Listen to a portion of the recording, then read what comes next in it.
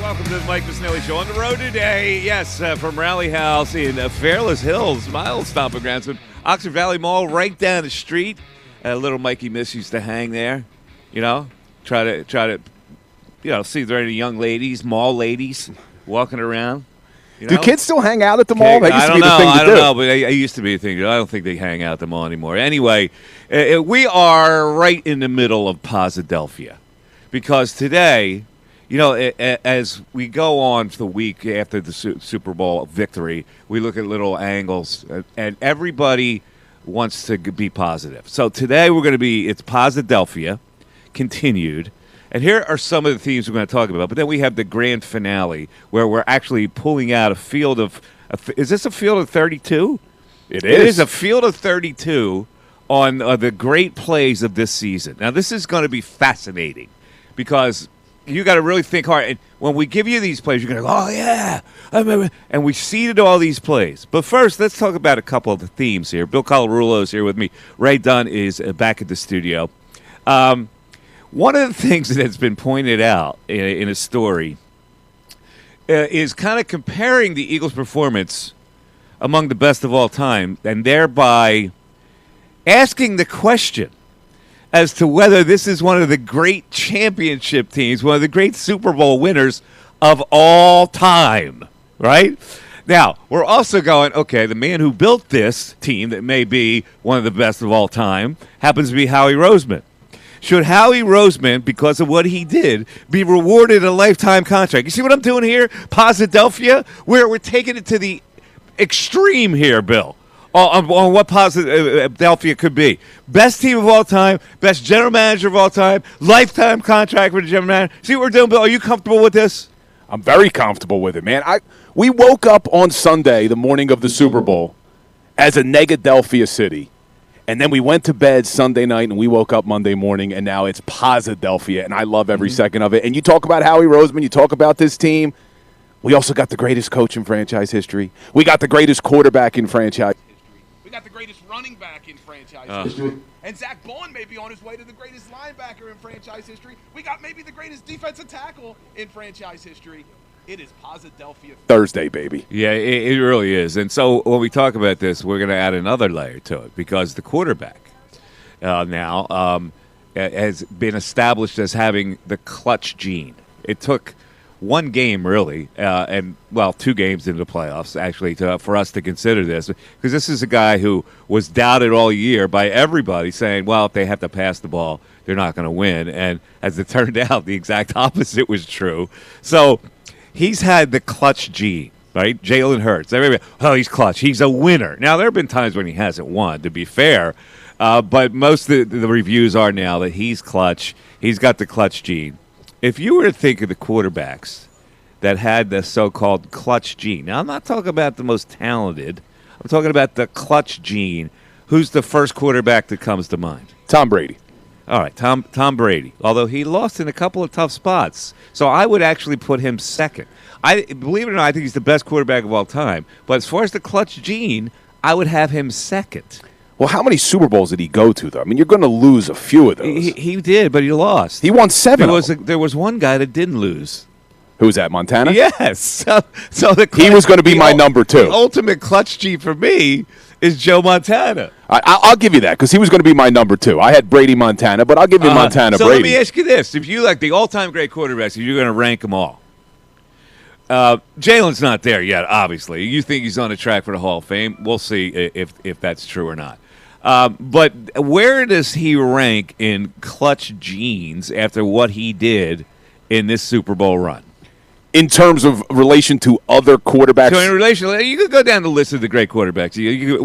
Depending on what your list is, right? You can go Brady, Montana, Elway, Manning, Peyton. You got Favre in there, right? I mean, he's up there. I'm just looking at the top 10 passing yards in NFL history. All right, so just look at that because Peyton Manning flubbed a lot. Peyton right? did. He couldn't get past Brady for a while. He didn't really. When you look at the clutch gene, did he have it? Later on, I guess he developed it it's hard to say that he should be up there only because Brady beat him so many times. Is it fair to say that the clutch gene is only contained in 3 human beings? Who do you got? The true clutch gene? Brady, Montana. Brady, Hurts. Oh, man. Look, I know that Jalen Hurts outperformed Mahomes in both Super Bowls that they went up against each other. I still think Mahomes has to be up there in the clutch gene. I mean, the guy has shown up at big moments. You're right. I'd still put Mahomes in there. This is a revised list. Montana, Brady, Hurts, Foles. Nick Foles, man. You got to include Nick Foles. You talk about the biggest clutch gene ever. Serious here. I think you're right. Did Marino have the clutch gene? He never won a Super Bowl. That's what I mean. Now, he won a lot of games. He threw over 60,000 yards. But when you look at a guy, you go, because everybody's looking at Hurts now, he's got the clutch gene. He's a winner, right? Did they say that for anybody else who would be considered a great quarterback? Man, I don't think so. I mean, maybe we're forgetting somebody. Like, I don't know. Would you put a Drew Brees in there as having a clutch gene? He only won, one Super Bowl? I don't think I'm putting him there. Novelty, Drew Brees. Wasn't he more of a novelty? How about Aikman? Did he have the clutch gene? He might have. Now, I'm not sure that I believe this, but I feel like Giants fans would certainly say Eli has the clutch gene for winning those 2 Super Bowls. Eli? I think you can consider Eli and Aikman. But I think Eli had more of, I don't want to call it luck. He won 2 Super Bowls, but come on, the Tyree helmet catch, was that Eli being clutch, or is that just an unbelievable play by the wide receiver? Unbelievable play by the receiver. Eli did keep the play alive, so maybe you can include Eli in that list, but I'm putting Hurts above him. But, man, it's an interesting conversation to have. Now, a bigger one is who's got a bigger clutch gene, Jalen Hurts or Nick Foles? Nick Foles did it in the NFC Championship game and in the Super Bowl. I think Jalen now has done it 3 big games because he had the NFC Championship game this year. He played well. There's no question. 2 Super Bowls he played well. Jalen has more of the clutch gene than Nick Foles does. Yeah. Nick Foles stumbled to the finish line that year, if you recall. Yeah. That they lost a few games.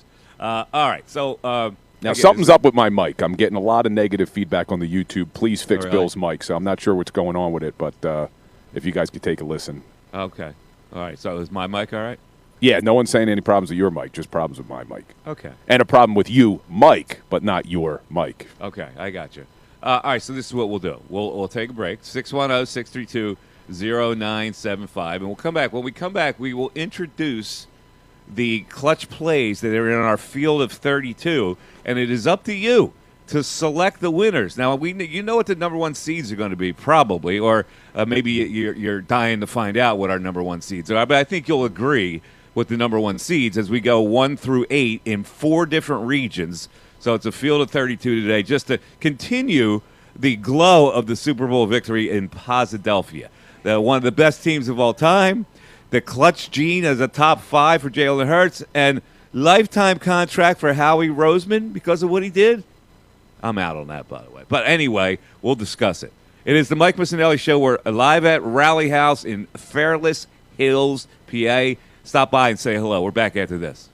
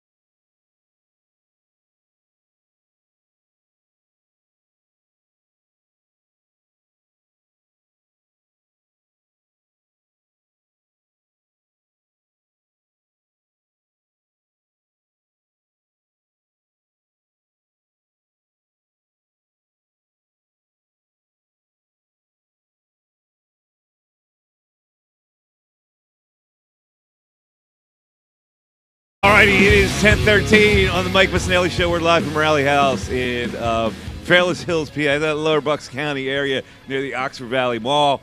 And we already teased the fact that we're going to have a field of 32 today. And the field of 32 will include 4 regions and 8 seeds. So shall we start with that, Bill? Because this is all up to the people now to decide. You know how we do these things? We present you a game, a 1 versus 8, a 2 versus 7, a 3 versus 6, and then the 4-5. And then we move on that way, and we get to the second round. And hopefully we'll have enough calls to finish this today. But here are our number 1 seeds, Bill. I'm very excited. And now if you can picture a region where you go upper left, and then we'll go lower left, and then upper right and lower right, just an imaginary bracket in your head. The number 1 seed in the whole tournament is in Region 1, and that happens to be the one play that everybody remembers here and nationally. Saquon Barkley running the football, all of a sudden turns his back on the play, reverse hurdles over a defender for the Jaguars. Number 1 seed in the whole tournament. Yeah, that's got to be the favorite, right? I mean, that has been an iconic moment. It's on T-shirts. It's everywhere. And it's become almost a meme where they got him jumping over all different types of things. That's going to be tough to beat, Mike. Now, the number 2 seed in that region is also Saquon. So it might get to the point where to get to the Final Four, Saquon versus Saquon crime. Saquon versus Saquon crime. Saquon's snow TD run versus the Rams is the 2 seed in that region. Oh, that's the one where he's hitting his helmet as he's going into correct. The end zone. Yes. Region 2, lower left, pictured in your head. You know how the radio announcers go, the Sixers going left to right on a radio dial. You know how they do that? Yeah, good job. Or Sixers going right to left as we see it. You know? All right. Region 2, the number 1 seed. Cooper DeJean, Super Bowl, pick 6. Also an iconic moment from this season, man. On his birthday, no less. The 2 seed in that, Saquon, first play TD run in the NFC Championship game versus the Commanders. Yeah, I look forward to all of our shows. I was especially looking forward to this show because of this reason. This is getting me like goosebumps. Is reliving goosebumps, this all. Is it? Reliving it all, baby. Region 3, the number 1 seed, Milton Williams, the strip sack versus the Chiefs. And you know what that one was, right? So the strip sack when Milton Williams against the Chiefs in the Super Bowl is also the iconic 2 hands to the face of Patrick Mahomes by Jalen Carter. That's right. He almost took his head off. Same play. On that play. The 2 seed is Jalen Hurts' run versus the Los Angeles Rams in the division round. First play? First play from scrimmage? No. That was okay. That was early. That was early. You're thinking the first play of Saquon against the Commanders. But that was an early touchdown by Jalen in the first quarter. Jalen. Okay. Yeah. All right. So, interestingly enough, the 8th seed in this region, this is the upper right-hand region, is Nick Sirianni jawing with the fans after the Cleveland win. So he's going up against Milton Williams strip sack. Yes. Now, that was me asking Ray to add that in because I feel, and we talked about it in the moment when it happened, that after that game, when Nick Sirianni was getting attacked locally, nationally, was this going to galvanize the team behind him? And now, with hindsight being 2020, you look at that game, could that have been a turning point about this team rallying behind their head coach because they hadn't lost outside of the game Jalen Hurts got hurt against the Commanders? They haven't lost since then. How crazy is that? That is correct. They haven't lost. All right. Region 4, the lower right region, Devontae Smith's Super Bowl dagger TD, and hopefully we have some sound on this in a little bit because, Bill, last night, the release of the, what was it called? The NFL Mic'd Up. NFL Mic'd Up was released last night. Of the Super Bowl, man. It's talk about goosebumps. That was an awesome thing. It's about an hour long. I highly recommend people watching it. You hear the mic'd up. Saquon Barkley, what a leader. But, yes, you teased it a little bit. Sirianni's audio on that Devontae Smith call. Oh, Sirianni love, baby. All right, Devontae Smith is the number 2 seed one-handed catch versus Jacksonville. So Devontae may go against Devontae to get to the Final Four. So we got Devontae on Devontae crime, Saquon on Saquon and Devontae's going against Devontae in the first round in this region. His dagger TD versus his TD catch versus Cincinnati. This is a tough seeder, man. Yeah. This is Ray. This is Ray. Yeah, Ray this is throwing tough. in some tough seeds in here. But how about this, man? 32 iconic moments from this season. We could probably have made the list even bigger, but the fact that you have this many iconic moments just shows how magical of a season this was. Correct. Now, I think we can open this up also to our chat board. So if you don't have time to call in, when we give you a game, we're going to get like the early consensus on either the chat board or on the text board on who wins the play, and then we'll just advance it accordingly. I like that idea. Yeah, I like that idea because we got a lot of people in the YouTube chat. Correct. Obviously, our text board's always humming, so Yes. this is good. All right. So here's how you get in, and on the other side, we're gonna give you some facts and figures on why some people, Bill, may consider this one of the best teams of all time of all Super Bowl winners. 610-632-0975. That's how you get into the show, either by text or by phone call. It is the Mike Missanelli Show. It is a Thursday show. The big parade tomorrow is happening, but we're here today at the Rally House in Fairless Hills. Back after this. Fanatic Sports Update. One day to the parade. I'm Ray Dunn. This update is brought to you by Bradford White Water Heaters. When you need a new water heater, choose one that is built to be the best. Choose Bradford White. We are 1 day away from celebrating the second Super Bowl title in Eagles franchise history, and let's not kid ourselves. We've been celebrating all week with this team after the 40-22 win over the Kansas City Chiefs, as summed up by one Adam Schefter with Kincade and Salciunas yesterday. Nobody is going to take this one from you. They're champions for the rest of their life. You never can take that away from them, ever. This was the most dominant team that the Eagles have had, easily, and it worked out really well for them, and they were impressive.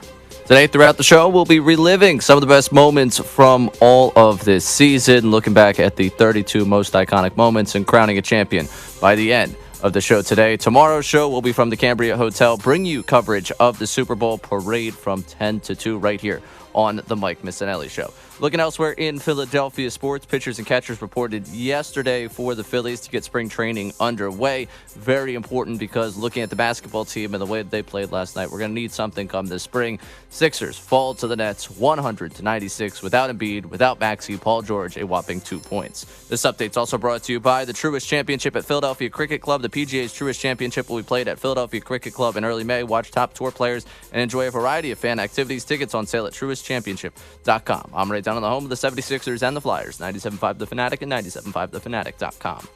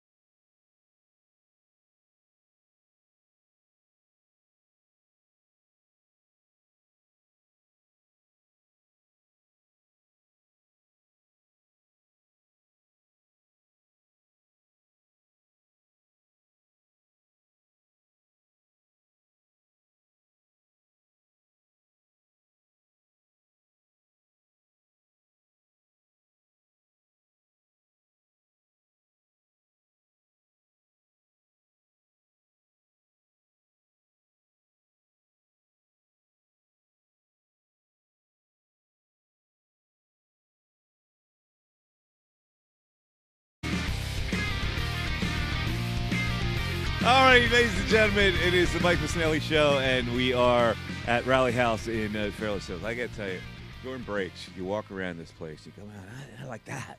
Well, look at that.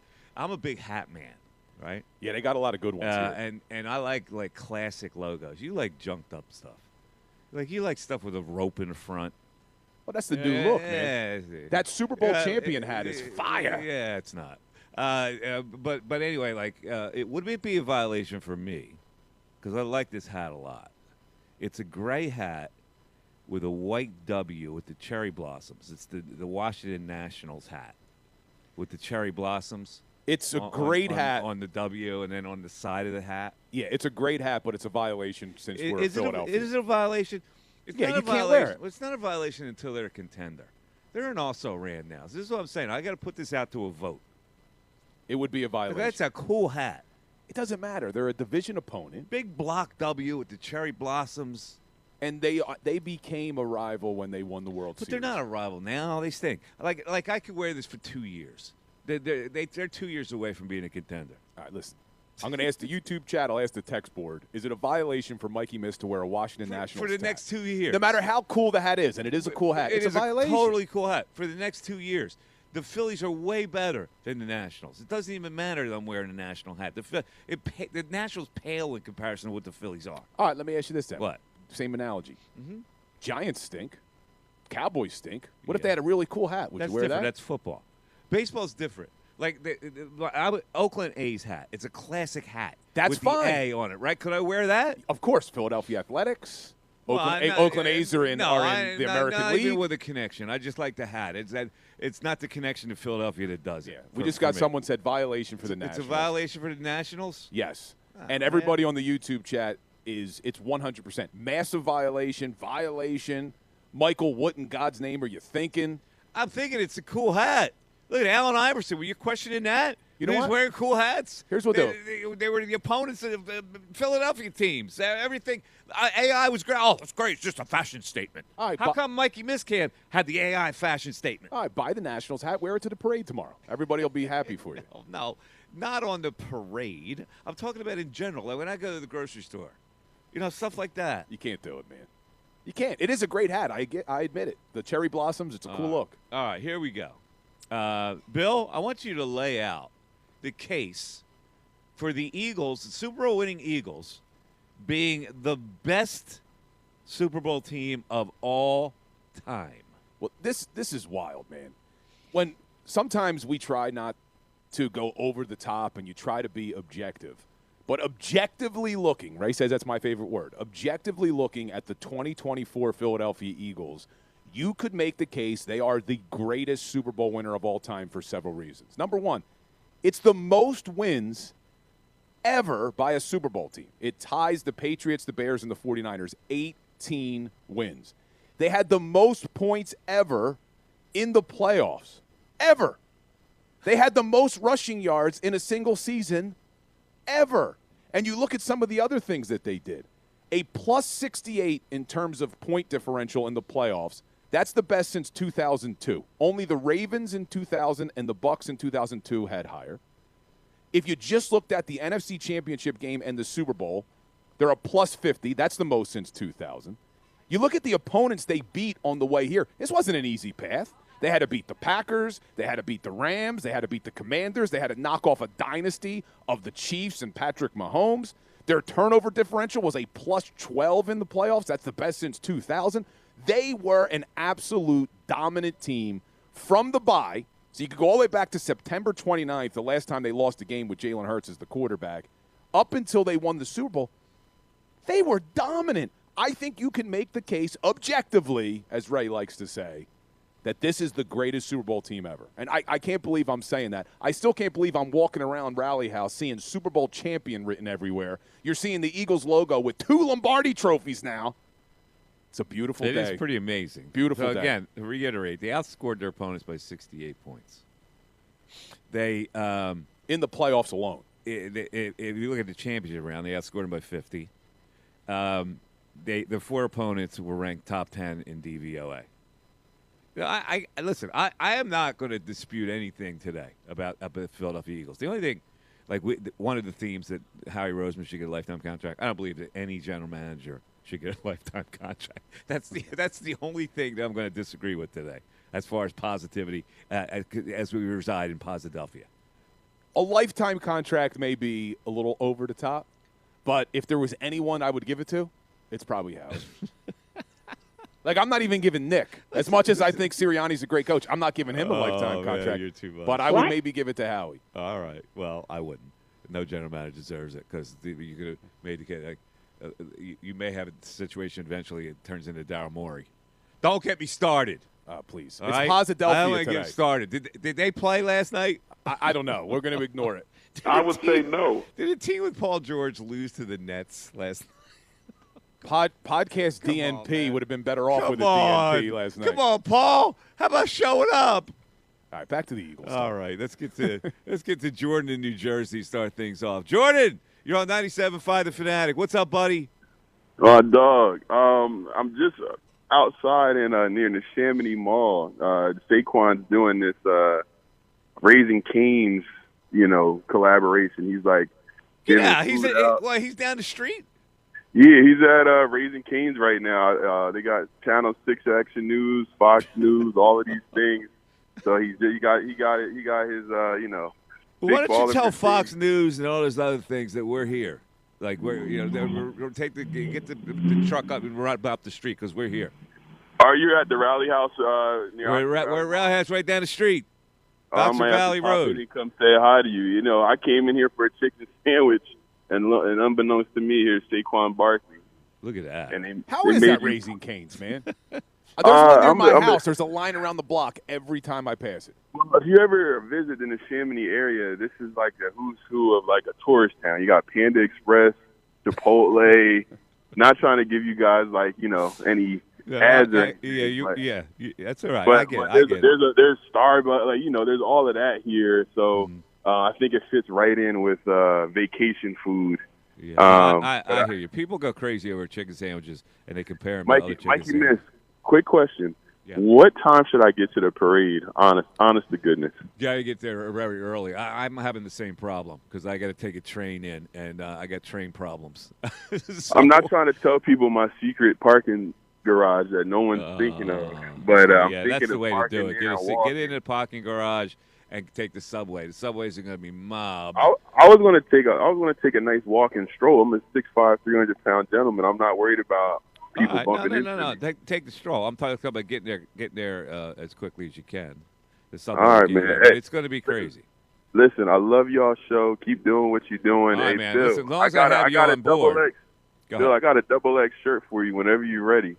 Dude, I only wear larges, man. I All only wear larges. right. Take care, y'all. All right, man. Oh, you didn't want to be in the bracket? I guess not. He didn't sound like you would. Why don't we get this started? You want to hit me with one? Yeah. What, am I give you 1 versus 8? No, give I'll me tell a you tougher what. matchup. I'll tell you what I'm going to do for you. I'm going to give you all the 1 for 8s. All right, to get this ball rolling Yeah. here. Because I don't want an upset to happen here. Yeah, and for the So, people and I just know you'll tuning be in, as logical as possible. well, one of the 1 versus 8 may be tough.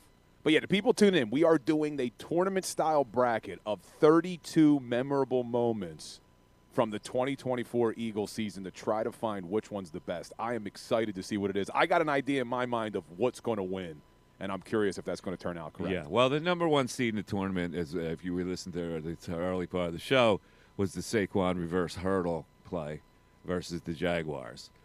So let's stay in that region. That is the upper left-hand quadrant with the 8 games.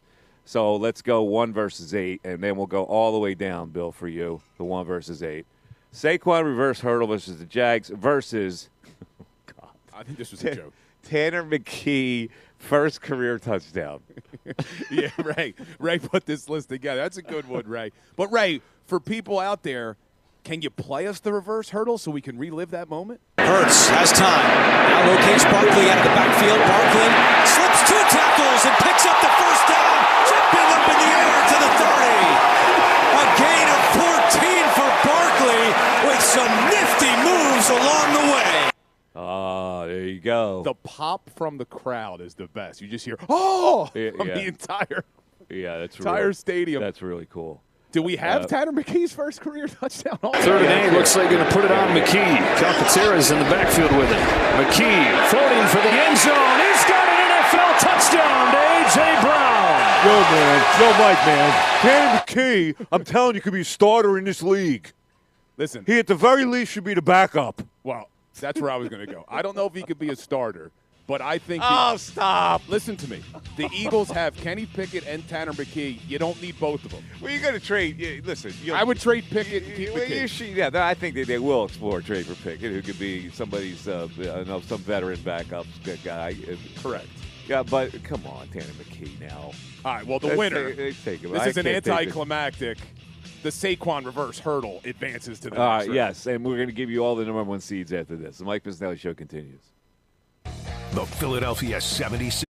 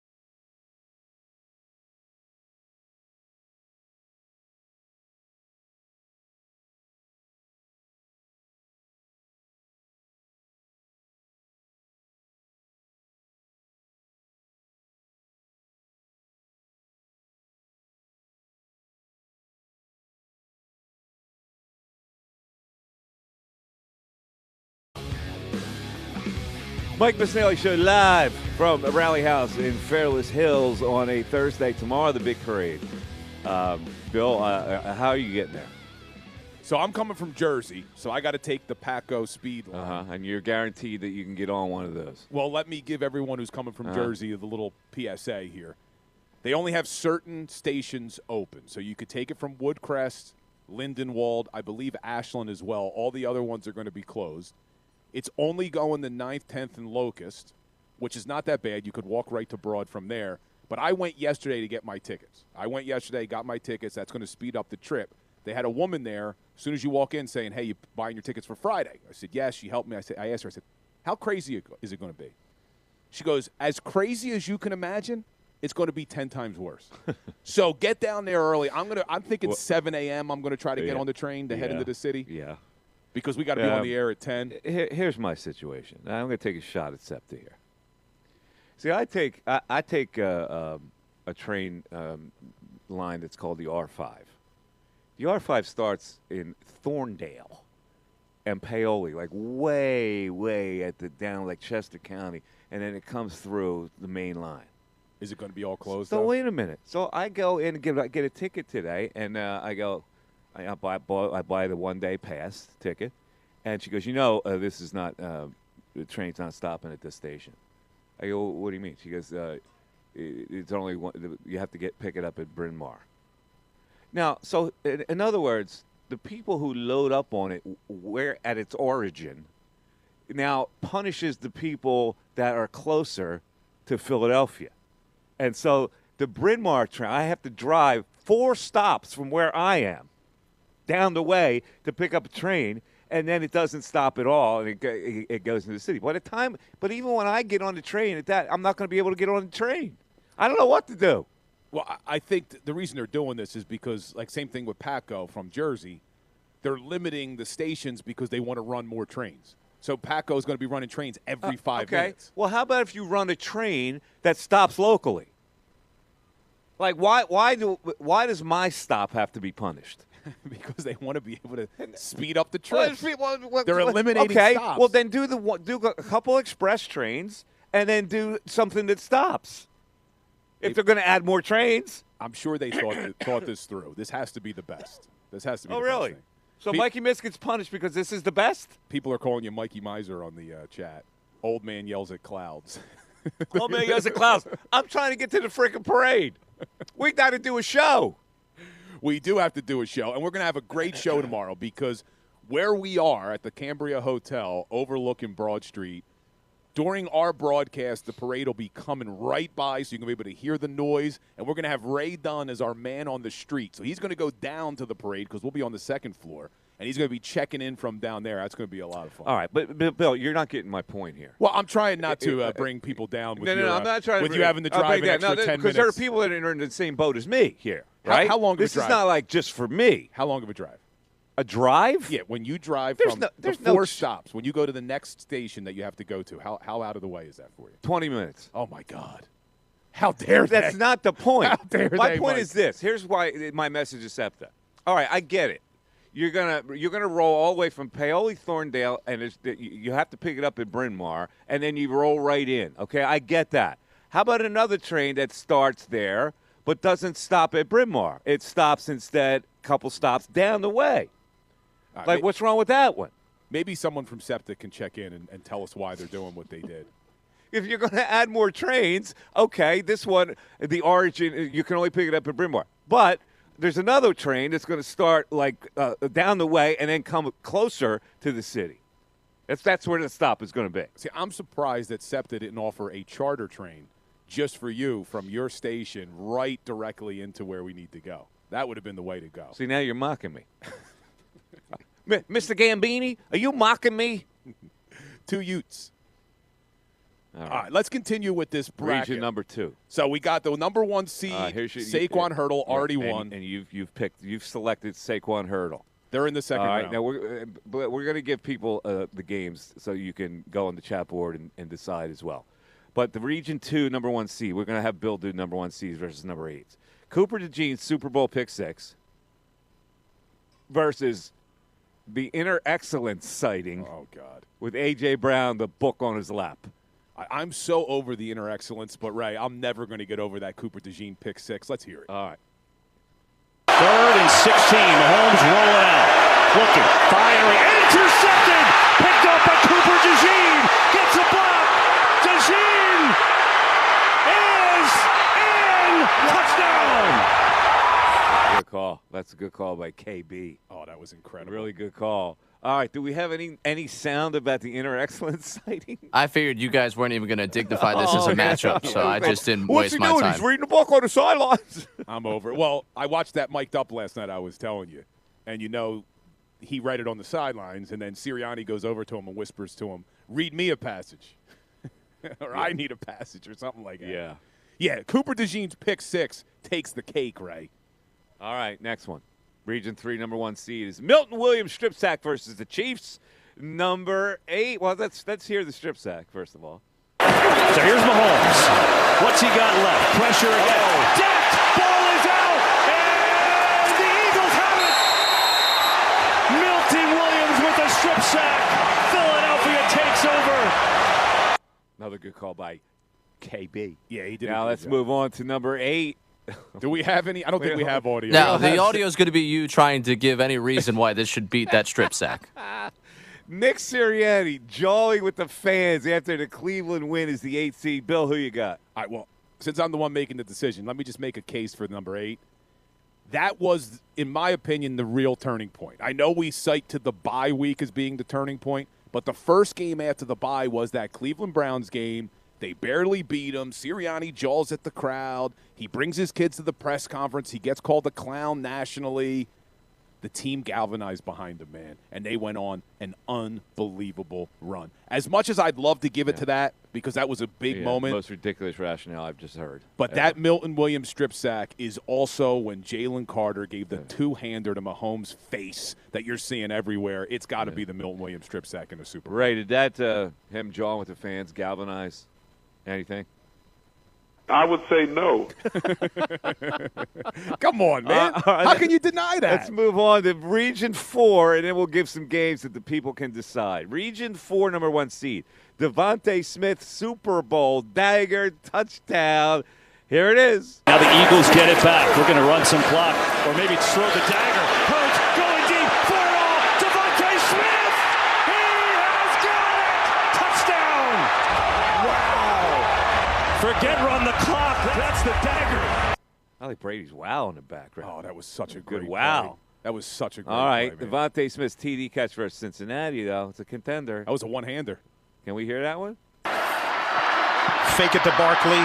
Hurts, sets, throws, looking for the home run ball. End zone! Devontae Smith! Touchdown! Over the shoulder! Spectacular! Fly, Eagles, fly! Into the end zone! Oh, what that? Is that Iron Eagle? That was a great call there, That was too. a great call. Who was the better call there? Was it KB or was it Bird, as they call him? They're both pretty good. I don't know how you. I have to go Bird. There. But that play in the Super Bowl, and I keep citing this mic'd up just because I watched it last night and I was getting goosebumps the whole time. The score's 27-0 at that point. Everybody thinks they're going to run out the clock. You hear KB say they're going to run out the clock. There's a mic'd up moment where Sirianni turns to Kellen Moore and says, "We score, it's over, call the play." And then they call that play, and if you watch the replay, the offensive line, the guard actually pulls to make it look like it's a running play to Saquon, and then Jalen throws an absolute dart to Devontae Smith. I'm getting fired up again just talking about so it. that's the one you're going with. That's the one that. All right, so there you go. Number 1 seeds are all advanced. We're going to give you your games on the other side. The Mike Missanelli Show, 610-632-0975. Text your winner. Call with your winner. We're back after this. Fanatic Sports Update. Still Super Bowl champs. I'm Ray Dunn. This update is brought to you by Straight Talk Wireless. Need more data so you can stream your jam mix on loop? Switch to Straight Talk and get real unlimited data on a reliable 5G network. Straight Talk, available at Walmart or straighttalk.com. Eagles fans still basking in the afterglow of winning the Super Bowl, the second Super Bowl title in franchise history on Sunday, beating the Chiefs 40-22 in Super Bowl 59. There is a parade tomorrow, and Adam Schefter said it perfectly with the Kincade and Salciunas yesterday. There's no one that can take this one from you. They're champions for the rest of their life. You never can take that away from them, ever. This was the most dominant team that the Eagles have had, easily, and it worked out really well for them, and they were impressive. Worked out so well. There's a parade tomorrow on Broad Street. We will be down at the Cambria Hotel from 10 to 2 here on the Mike Missanelli Show, covering the entire parade. Likely going to get that team going right by us in the middle of the show. So going to be a very fun day. Come out and see us, and of course enjoy the parade, because elsewhere right now in Philadelphia sports, if you look at the basketball team, a brutal night for them. 100-96 they lose to the Brooklyn Nets. No Joel Embiid, no Tyrese Maxey. Paul George just 2 points in the loss for the 76ers. The Phillies, second day of the pitchers and catchers being down there in Clearwater as we get closer to baseball season. I'm Ray Dunn on the home of the 76ers and the Flyers. 97.5 The Fanatic and 97.5thefanatic.com.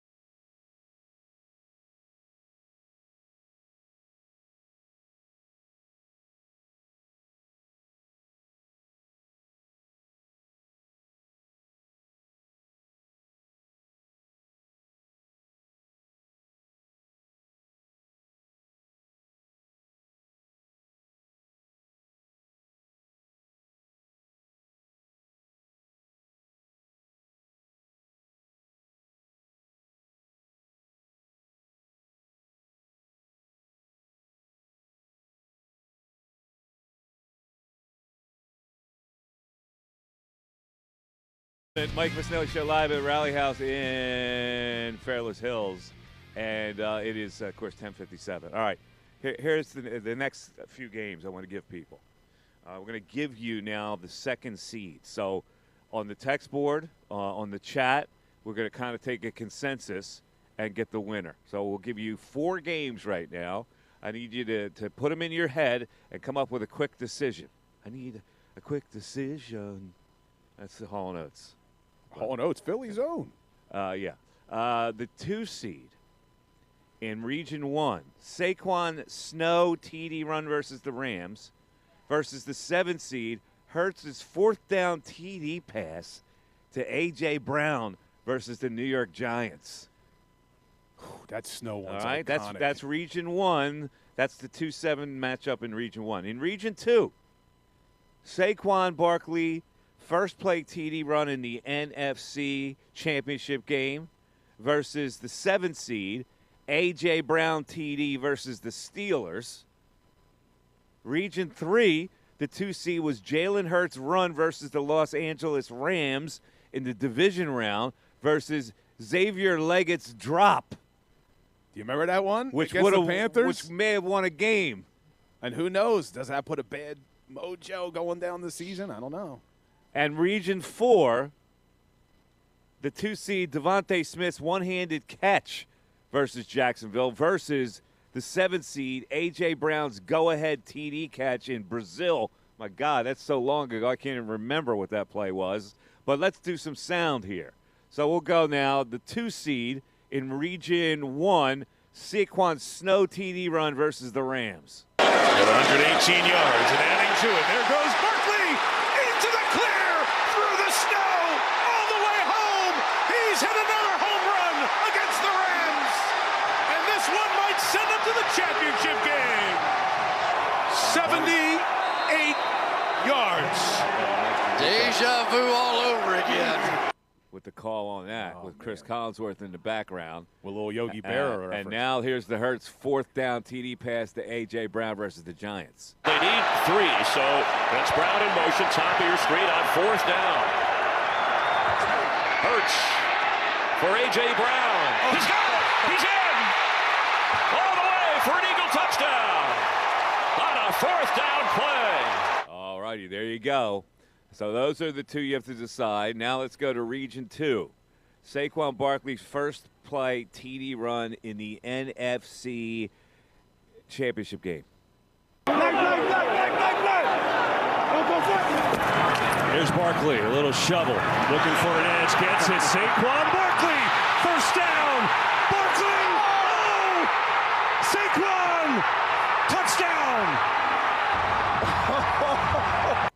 Well, there you go. That Tom Brady with a little chuckle? That was Tom Brady with a little chuckle. It's the funny thing. By the way, you are listening to the Mike Missanelli Show on 97.5 The Fanatic.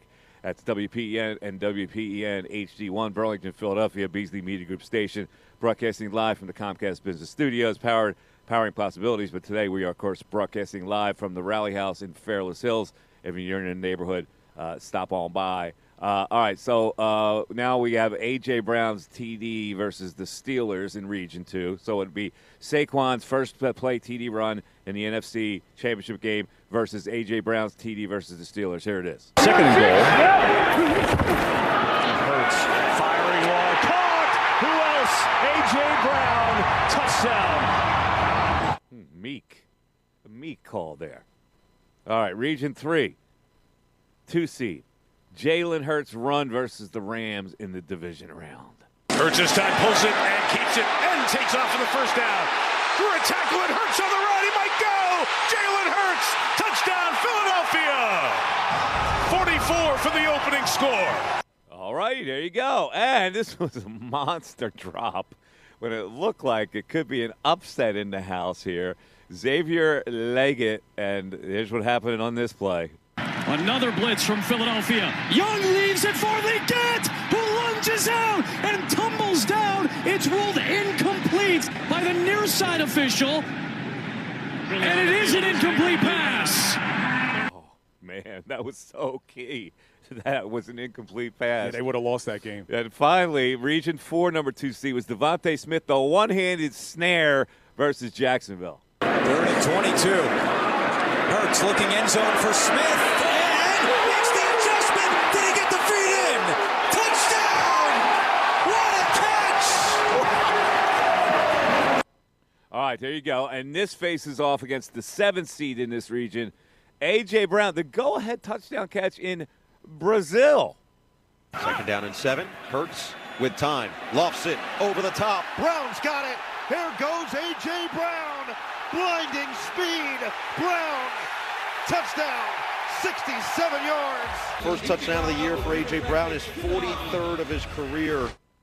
All right, there you go. These are pretty clear-cut for me, but we'll see what the people. We getting any feedback on it yet? So in Region 1, Saquon Snow, a TD run versus the Rams versus Hurts' 4th down TD pass to A.J. Brown versus the Giants. Is the text board saying anything, Ray? And is the chat board saying anything, Bill?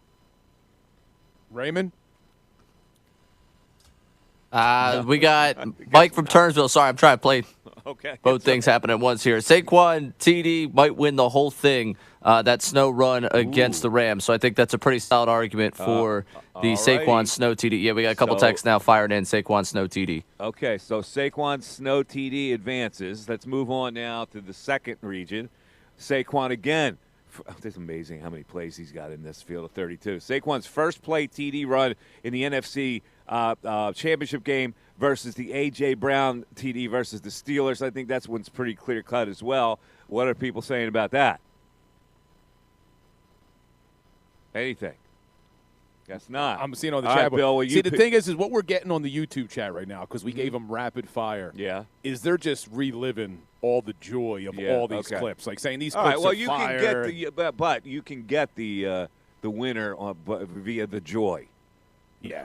Right? So Yeah, just read into it. So what was that one that you just put up? Well, it was the 2nd seed. It was Saquon's first play TD run versus the in the NFC championship game versus A.J. Brown TD versus the Steelers. That seems to be pretty clear cut, too. Yeah, giving the YouTube chat an opportunity to weigh in. So Miguel says first play touchdown. Newfound says first play touchdown. INS says first play touchdown. Right. So that clearly moves on. All right, let's move on to Region 3 then. We got the Jalen Hurts run versus the Rams in the division round versus the drop by Xavier Leggett. I'm waiting for the YouTube chat to weigh in, but I think this one's going to be pretty obvious as well, don't you think? Jalen's run? Yeah, like that run against the Rams. See, that was so demoralizing for a Rams team who comes into the game thinking, all right, we're going to sell out to stop Saquon.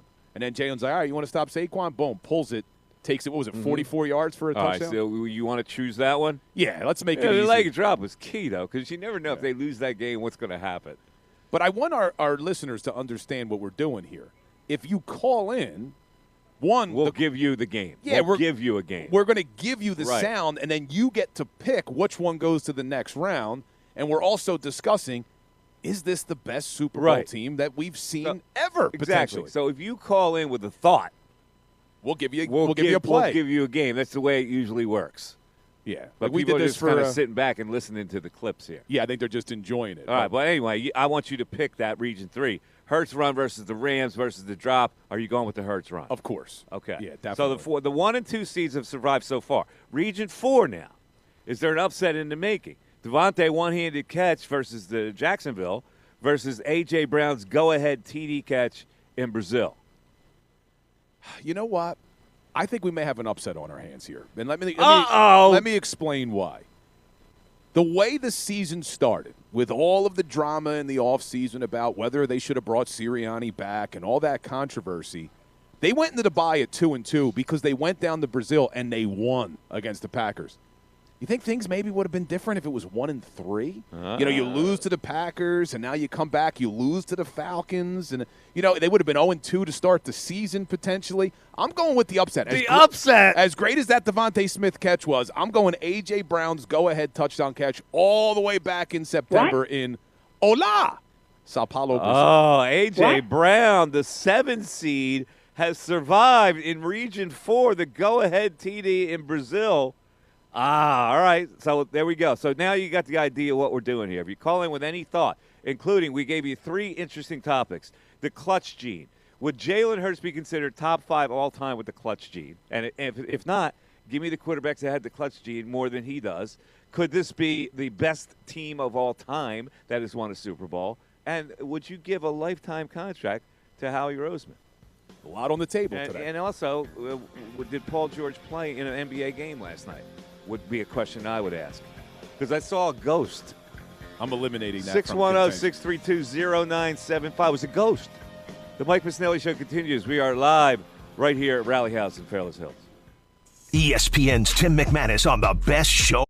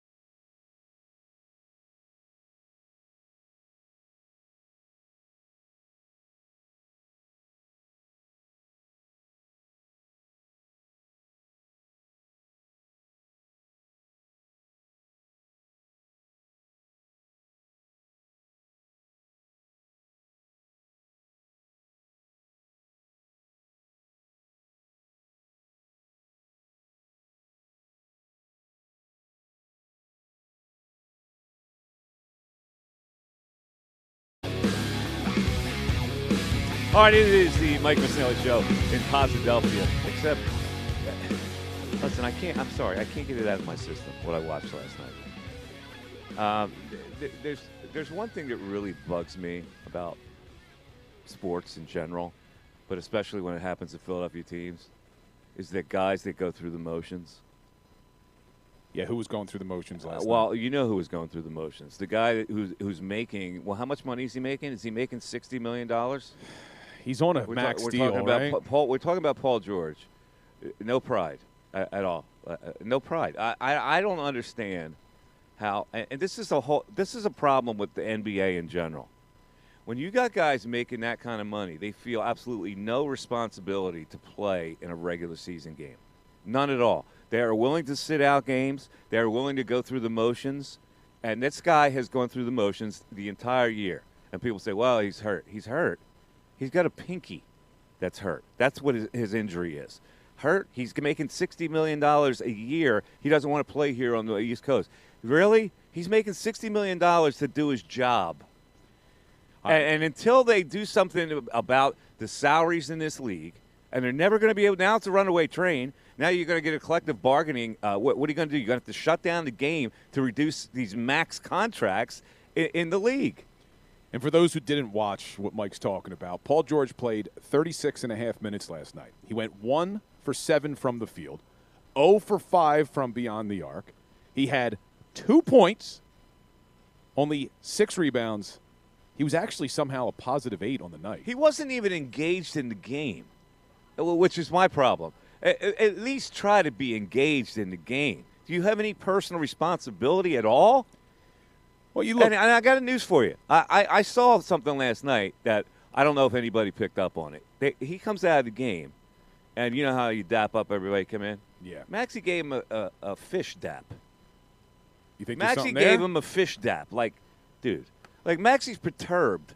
You saw with the Embiid thing early in the season, and now I saw a fish dap last night for Paul George, and he's probably saying, "Well, like, what's going, fellas?" Like, and I think Maxey, in the game before, I don't know if he's hurt or not. This was a rest thing, but in the game before, he wasn't even engaged. So, yeah, he's going. Listen, I try to get engaged every night. I'm tired of it.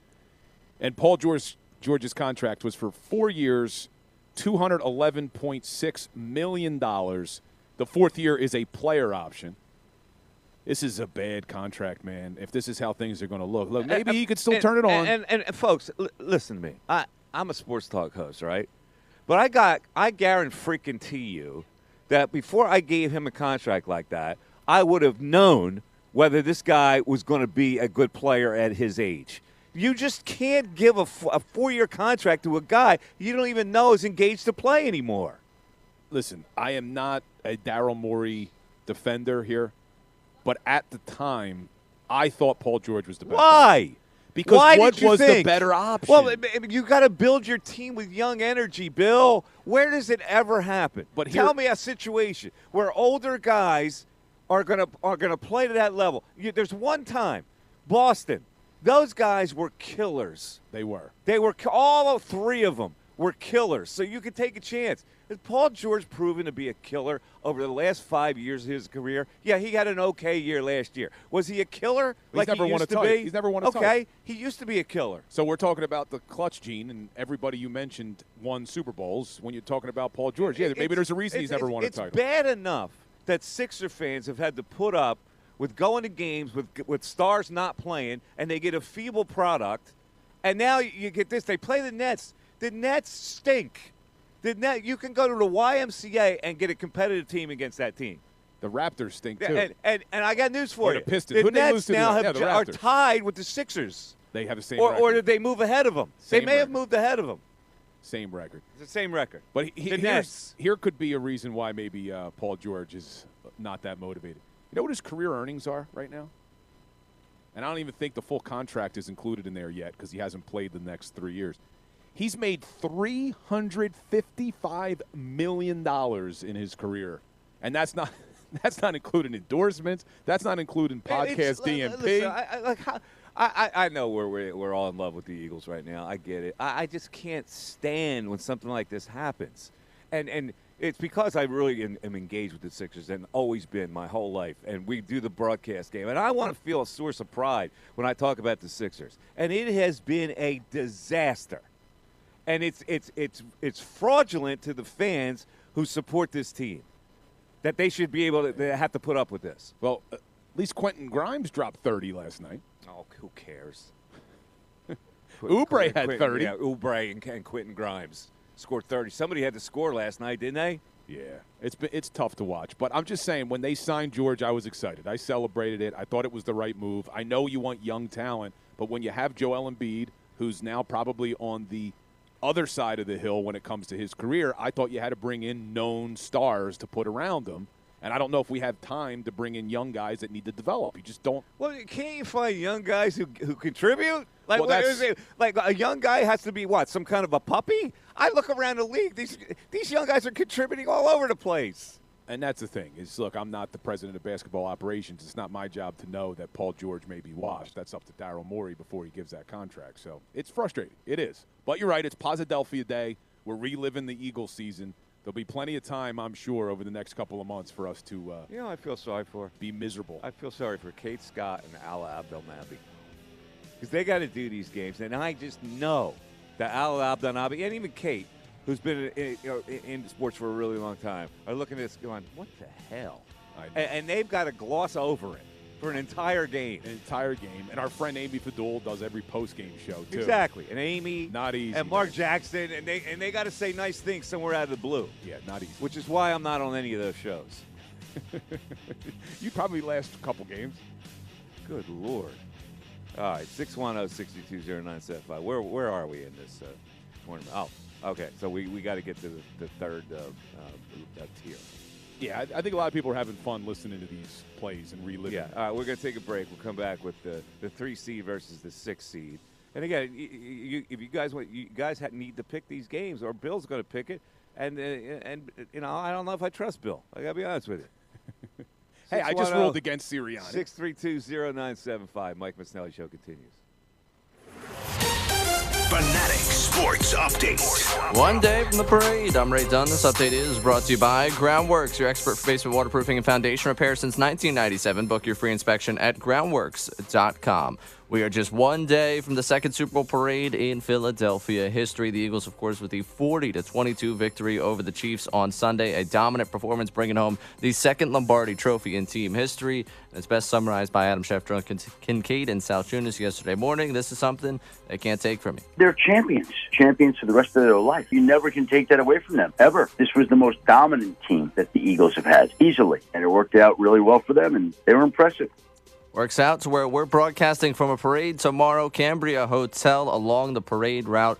Team will go by while we are on the air from 10 to 2 down there at the Cambria Hotel. Looking forward to a great day in Philadelphia. Elsewhere in Philadelphia sports, not so much of a great night for the 76ers last night, losing 100-96 to the Nets. Paul George just 2 points in the loss. No Tyrese Maxey, no Joel Embiid in that game. And second day of pitchers and catchers being down in Clearwater for spring training, so Phil's season right around the corner. This update is also brought to you by Electrical Workers Local 269 and Electrical Training Alliance. The International Brotherhood of Electrical Workers Local 269 will be accepting applications starting January 1st until March 31st at IBEW269.com. I'm Ray Dunn, the home of the 76ers and the Flyers, 97.5 of the Fanatic and 97.5 of thefanatic.com.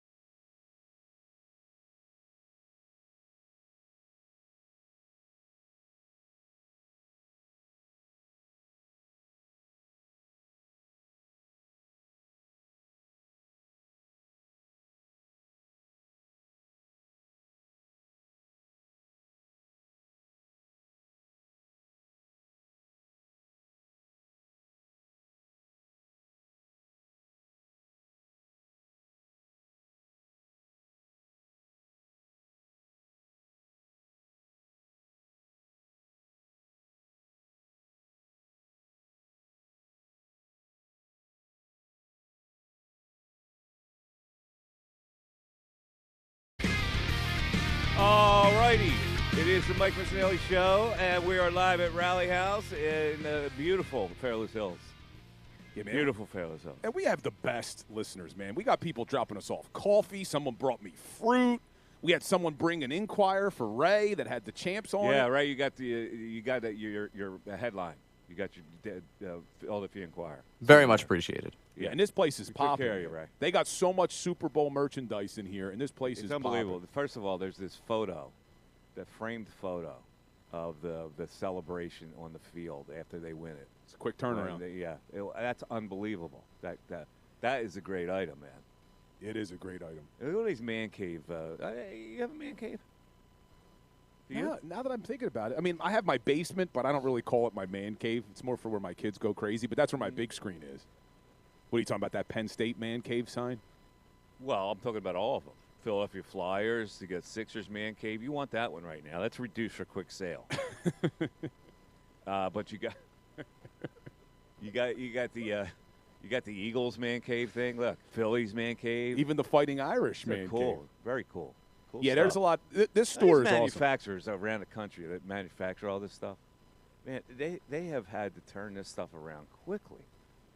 Well, they're making their money, but I'll tell you, I really, really like this Super Bowl logo of 59 that the Eagles just won.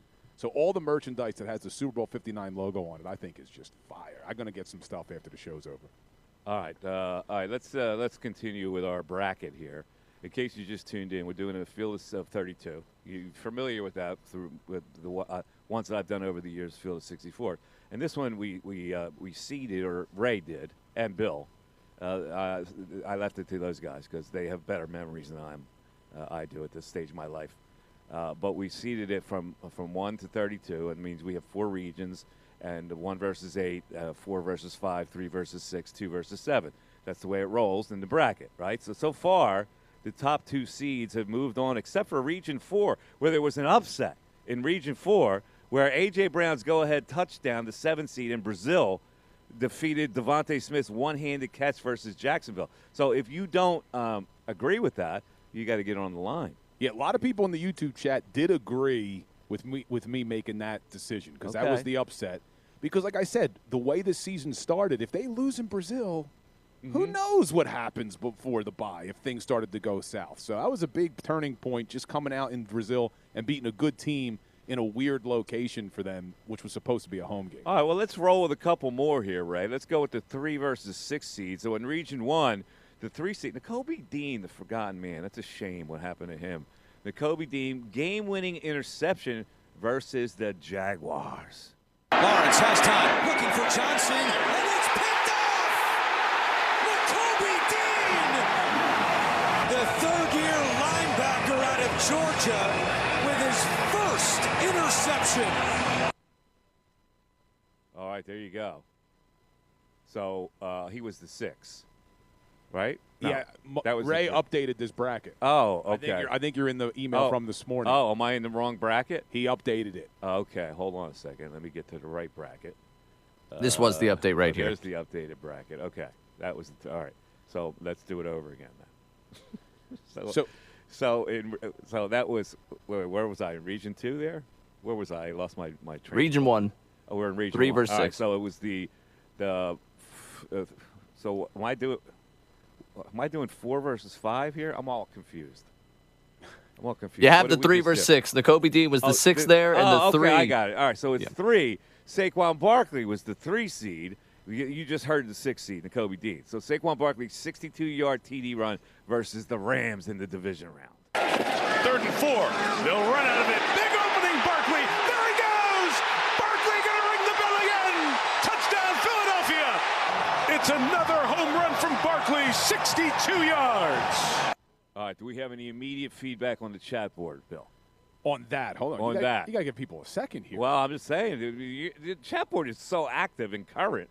It is. Do they have a reaction to that?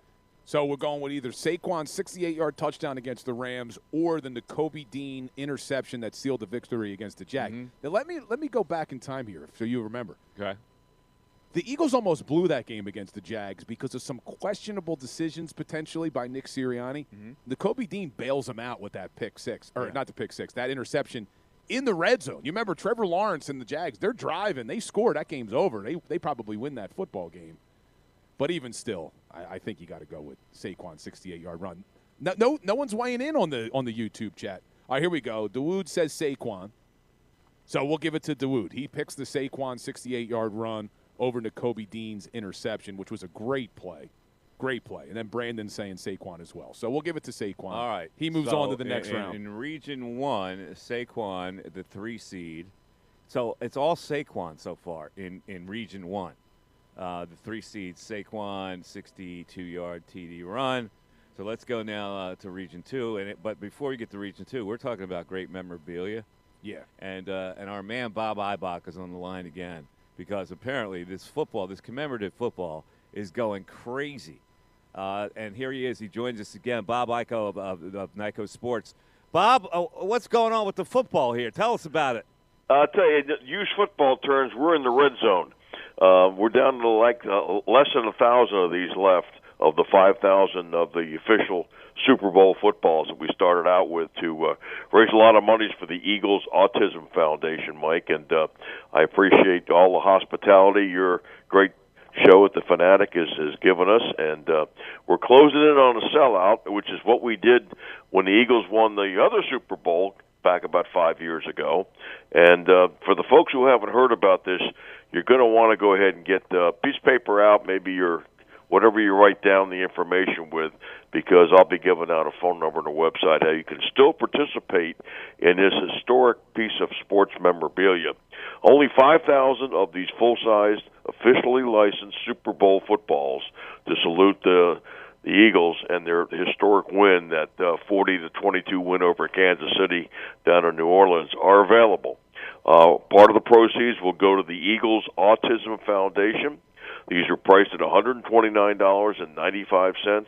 You'll get an individually numbered certificate of authenticity, and everything on the various panels is embossed. It's a process. We'll keep it pristine looking. It really looks cool. It's like you're engraving all the stats and the logos and the 2 photographs that I'll be describing right into the various panels. And that football I know that I have from the Eagles Super Bowl victory back a few years ago still looks like it just got sent to me today. So it's really a nice process. They're all handmade, and this is the only football of its type that's on the market out there. The top panel has the official Super Bowl 59 logo in Roman numerals, stadium history, championship history.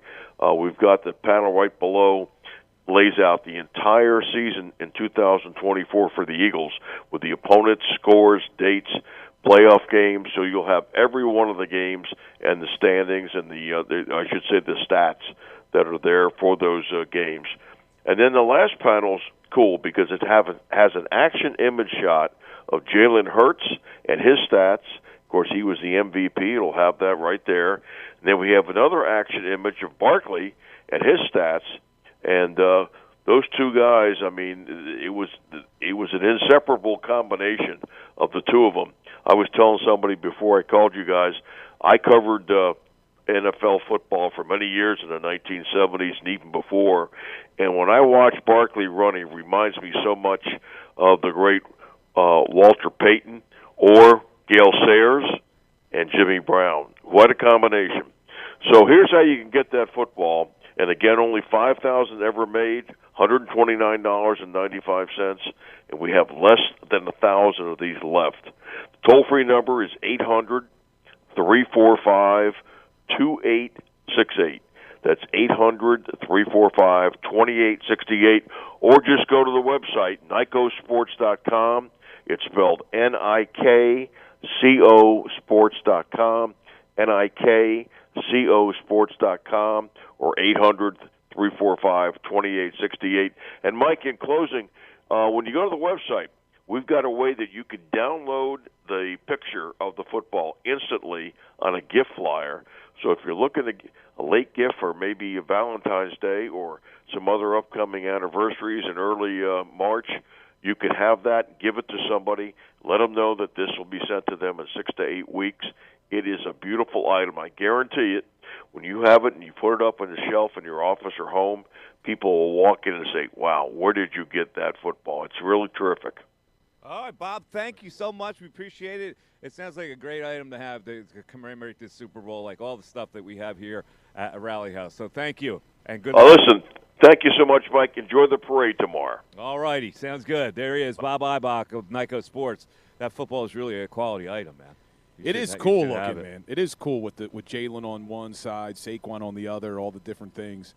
And, I keep going back to this mic'd up from last night that you still have to watch. A lot of people probably do because it aired for the first time last night. There's a great moment between Jalen Hurts and Saquon Barkley where Jalen says to Saquon, like, I don't know if you realize what you meant to the team this year. Like, you were the missing piece that put us over the top. And it's not wrong, man. I mean, we talked about everything. Not wrong. He's not wrong. He's not Ray. wrong. He's not wrong. He's not wrong. Actually, Ray, we have that audio, I believe, if I'm not mistaken, or at least we have Sirianni to Saquon. I'm looking at some of the audio we have. So we'll play some of the audio from the mic'd up from last night because there's some great clips in there. We'll play that on the other side. All right, 610-632-0975. You want to play this game? If not, we're going to play it. Right. Yeah, we don't need you. Right. So we're in Region 2, Region 3, Region 4 with our 3-6 matchup. It is the Mike Missanelli Show. Back after this. The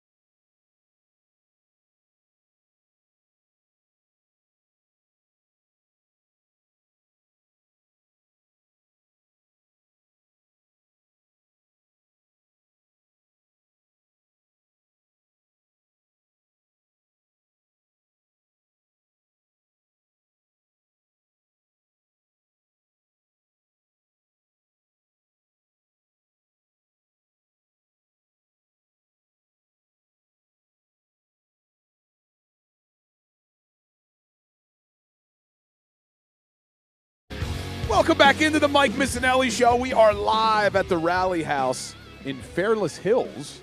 So there's a lot of Bristol boys working their way in. So Mike's been occupied during the breaks. A lot of homies come to say hey. The only thing that was weird is I saw the Bristol boys walking in and then security right behind them following them. Well, they're troublemakers. No question. They've been in trouble. All right, let's get back to our situation here, Bill. Because the phones are ringing off the hook for this. I got to be honest. I am surprised that the phones aren't ringing off the hook as we are counting down the top 32 moments of the 2024 season. I don't think people remember the moments. This is why we have to remind them of the moments. Well, we're describing them. We're playing the audio, and then you get to pick which one advances to the next round. We are trying to figure out what is the most iconic moment of one of the best seasons.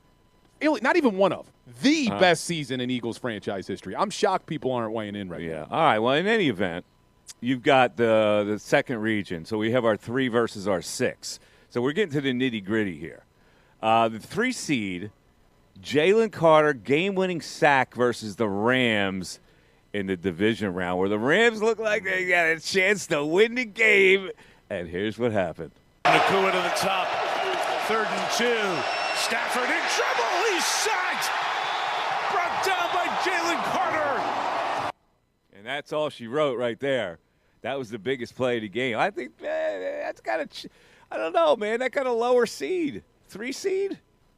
Yeah. That was a very important play. It was a very important play. Right. In fact, I tweeted out before the show that we were doing this today, and I instantly got a message from someone that said the Jalen Carter sack against the Rams. Play, man. I think that had to be a 2 seed. Yep, it says if not for that play, I think the Rams score and beat the Eagles in that game. That's a missed seed. That's like putting Villanova in the NCAA tournament, right? How about Vic After Fangio last at night? the Villanova game? Right. How'd you feel about Villanova upsetting St. John's last night? Good for them. Big win. Every time we say Fangio, we got to get it. There's this thing now. There's this weird thing that Villanova, they had who's going to be seeded in the NCAA tournament. And what is this new thing called, right? This 16-team tournament. It's called the Queen Tournament or something. Have you seen this? No, I don't know what you're talking about. Yeah, there's a tournament for the teams that don't make the NCAA tournament. There's the NIT, right? But now the NCAA has come in and they call it they have a name for it. I probably have it wrong, Queen Tournament, but they said Villanova was Queen Tournament eligible, which is they have a separate 16-team tournament for the people that don't make the NCAA tournament. I haven't heard of this, right? Oh yeah, no. Yeah, what's I it missed called? This from last year. To college It basketball crown. It used to be the Crown Tournament. That's what it is. The Gotcha. Crown Tournament. It's a new thing. So I could see where you say Queen, the Crown. I get it. Yeah, I knew it was. I get it. I knew it was something like that. But Fangio was in attendance last night. Oh, he was? That's right. Oh, where? At the Villanova game? At the Villanova game. Got a little he didn't go to the go. Sixer game in New Jersey? No. I mean, in Brooklyn? No, he did not. And everybody in the 610, let me hear you yell Vic Fangio. There you go. Where are we at? Cringe moment here at Rally House. Oh, you think this is cringe? Wait till the parade tomorrow, man. We're bringing the heat tomorrow. Totally cringe. People are going, well, do we walk into the right store here? In any event, let's play the 6th seed now in this tournament. The 6th seed is Jahan Dotson. Touchdown versus Green Bay, huh? All right, here we go. Hurts on 2nd down. 4-man rush. Has a lot of time. Looking. Throw it, end zone. Caught for the touchdown. Jahan Dotson. His first touchdown as an Eagle comes in the playoffs. Now, let me just add something here. If you're going to go Jahan Dotson, maybe that's it down later. No, it's not. If you're going to go to the Jahan Dotson play, would you not go to the play that in the Super Bowl? In the Super Bowl. This is the closest the offensive line gets to any shine in this example, because he could have sat there and had a cup of coffee, drank a beer, had all 3 meals, and then thrown that touchdown pass. Okay. All right. But that's I am not up. one to question the Cedars. Well, no, I'm just giving my rationale. You can question it. Yeah. The whole 2 hours so far. No, he's been questioning. I just asked a question. Region 3. Oh, wait, are we picking a winner there or no? All right. So Jalen Carter, game-winning sack versus the Rams in the division round versus Jahan Dotson TD versus Green Bay.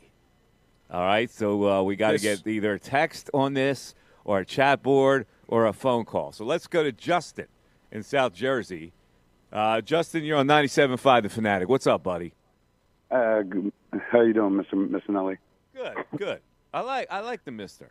I like that. Normally, I wouldn't like that, but today it kind of feels good. Well, it's just a sign of respect for where I come from. Just glad you didn't think I was calling you old. I get that a lot. Oh.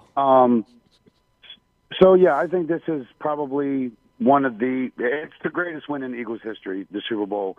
The dominant performance that our defense put on the Filthy Four. I think Brian Baldinger is coining that, the Filthy Four. People don't ever get a chance. Go and see his film breakdowns are great. You can't take this one away from us. And our other one, when the Patriots were losing to Jacksonville in 2018, and then they came back and won. If we would have beat Jacksonville 8 years ago in that Super Bowl, everyone, you didn't face the Patriots, blah, blah, blah, blah. To be the man, you got to beat the man, and we've done that twice. And my son and I have been talking about dynasty destroyers or something like that. We're going to the parade tomorrow. I was kind of thinking of making a sign, but I don't know, destroying dynasties to build one or something like that. So if someone could help me out. But yeah, it's definitely one of, if not the greatest Super Bowl performances of all time. The only thing that I could think about is the Seattle against the Buccaneers or the Broncos a couple of years ago because of how dominant, it's Peyton Manning and Legion of Boom, he's man. going to light them up. Right, I love what I mean? defensive games. I really do. I must be crazy, so but I love defensive teams that can stop great athletes. Yeah, especially when you got high-powered offenses that people think is going to blow you out, and you just go out there and just dominate them like that. Yeah. All right, Justin, you got to pick that game we just put out there. So there was the Jalen Carter sack versus the Jahan Dotson TD. What do you got? Hands down, Jalen Carter's sack. I mean, he folded them like a pancake, man. It solidified that game. If you talk about inside the NFL with mic'd up moments, I seen a video where Jordan Mailata or somebody came up to Jalen Carter after that, and he said, or Zach Bond won us the game with that sack, and he's right, I think. So Jalen Carter's sack. All right, you got it, Justin. Appreciate it. All right, so we got a choice there, and it was the third seed that moves on again. So far, Bill, 1, 2, 3 in Region 1, 1, 2, 3 in Region 2. Region 3 is yet to be had, but Region 4 is the only upset where a 7th seed has survived. So we'll get to the rest of this tournament after this. 610-632-0975. You can text in. You can give us a call. You get the chat board. It's the Mike Missanelli Show. We are live at Rally House, Fairless Hills. Back after this. Fanatic Sports Update. One day to the parade. I'm Ray Dunn with this Fanatic Sports Update. The Eagles about to have their second parade in Super Bowl history because they won their second Super Bowl in franchise history over the weekend with the 40-22 win over the Chiefs in Super Bowl 59 down there in New Orleans. The chance to celebrate tomorrow, coming after just a media blitz of a week for just about everyone with this team. Cooper DeJean, a couple of stops, ESPN, the Up and Adams Show. We got the mic'd up for the entire Super Bowl that came out on NFL Network last night. Jalen Hurts been on the Tonight Show, been down at Disney World. All these guys getting a lot of airtime for good reason as the Birds win their second Super Bowl in franchise history. And as Adam Schefter said about this team, it also applies to you. Nobody could take this one from you. They're champions for the rest of their life. You never can take that away from them, ever. This was the most dominant team that the Eagles have had, easily. And it worked out really well for them, and they were impressive. Again, that parade tomorrow. We'll be broadcasting live from the Cambria Hotel from 10 to 2 right here on the Mike Missanelli Show. Elsewhere in Philadelphia, tough night for the 76ers. They lose 100-96 to the Brooklyn Nets. Paul George had 2 points. Joel Embiid, Tyrese Maxey did not play. And the Phillies continuing workouts down there in Clearwater as pitchers and catchers reported yesterday. This update brought to you by Electrical Workers Local 269 and the Electrical Training Alliance. The International Brotherhood of Electrical Workers Local 269 will be accepting applications starting January 1st until March 31st at IBEW269.com. I'm Ray Dunn on the home of the 76ers and the Flyers, 97.5 The Fanatic and 97.5thefanatic.com.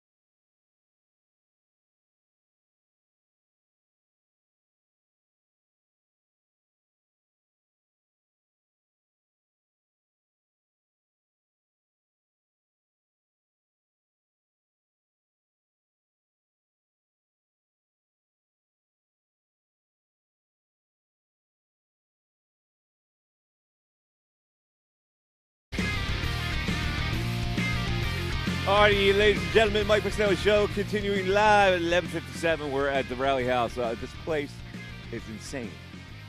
It is insane. There's like a zillion people in here getting merch for this Eagles thing. Well, if you saw, it doesn't surprise me because if you saw them release that this Philadelphia Eagles Super Bowl champion resulted in the most money ever spent on championship merchandise after the game was over. I forget exactly what the number was, but it set a record. Eagle fans spend, man. Yeah, and this place, there's a lot. I mean, the people coming in. Well, first of all, they got a ton of merch here. Like, I made the mistake of I went online right after the game and ordered it all. I should have just came to Rally House. Like, they have every single thing here that you want as far as Super Bowl merch. And like within our eyes, there's all these jerseys hanging, right? These are just thoughts that come to my head when I see something like this. Could you put the Garrett Wilson jersey next to a Randy Moss jersey? No, it's a little bit of a violation. Well, is it a violation? Well, which one would you choose there? You got Mike Schmidt, then Randy Moss, then Garrett Wilson. Garrett Wilson and Randy Moss. You got side by side. No, you can't. Yeah, violation. Yeah, that is a total violation. Not as big of a violation as wearing a Nationals hat. No, see, let's get back to this. I know people have opined on this. Why was Allen Iverson allowed to do it? Well, I'm bigger than Allen Iverson in this town. Okay. Well, all right, that's debatable. Debatable. You can debatable. You can debate that, but what I'm saying is.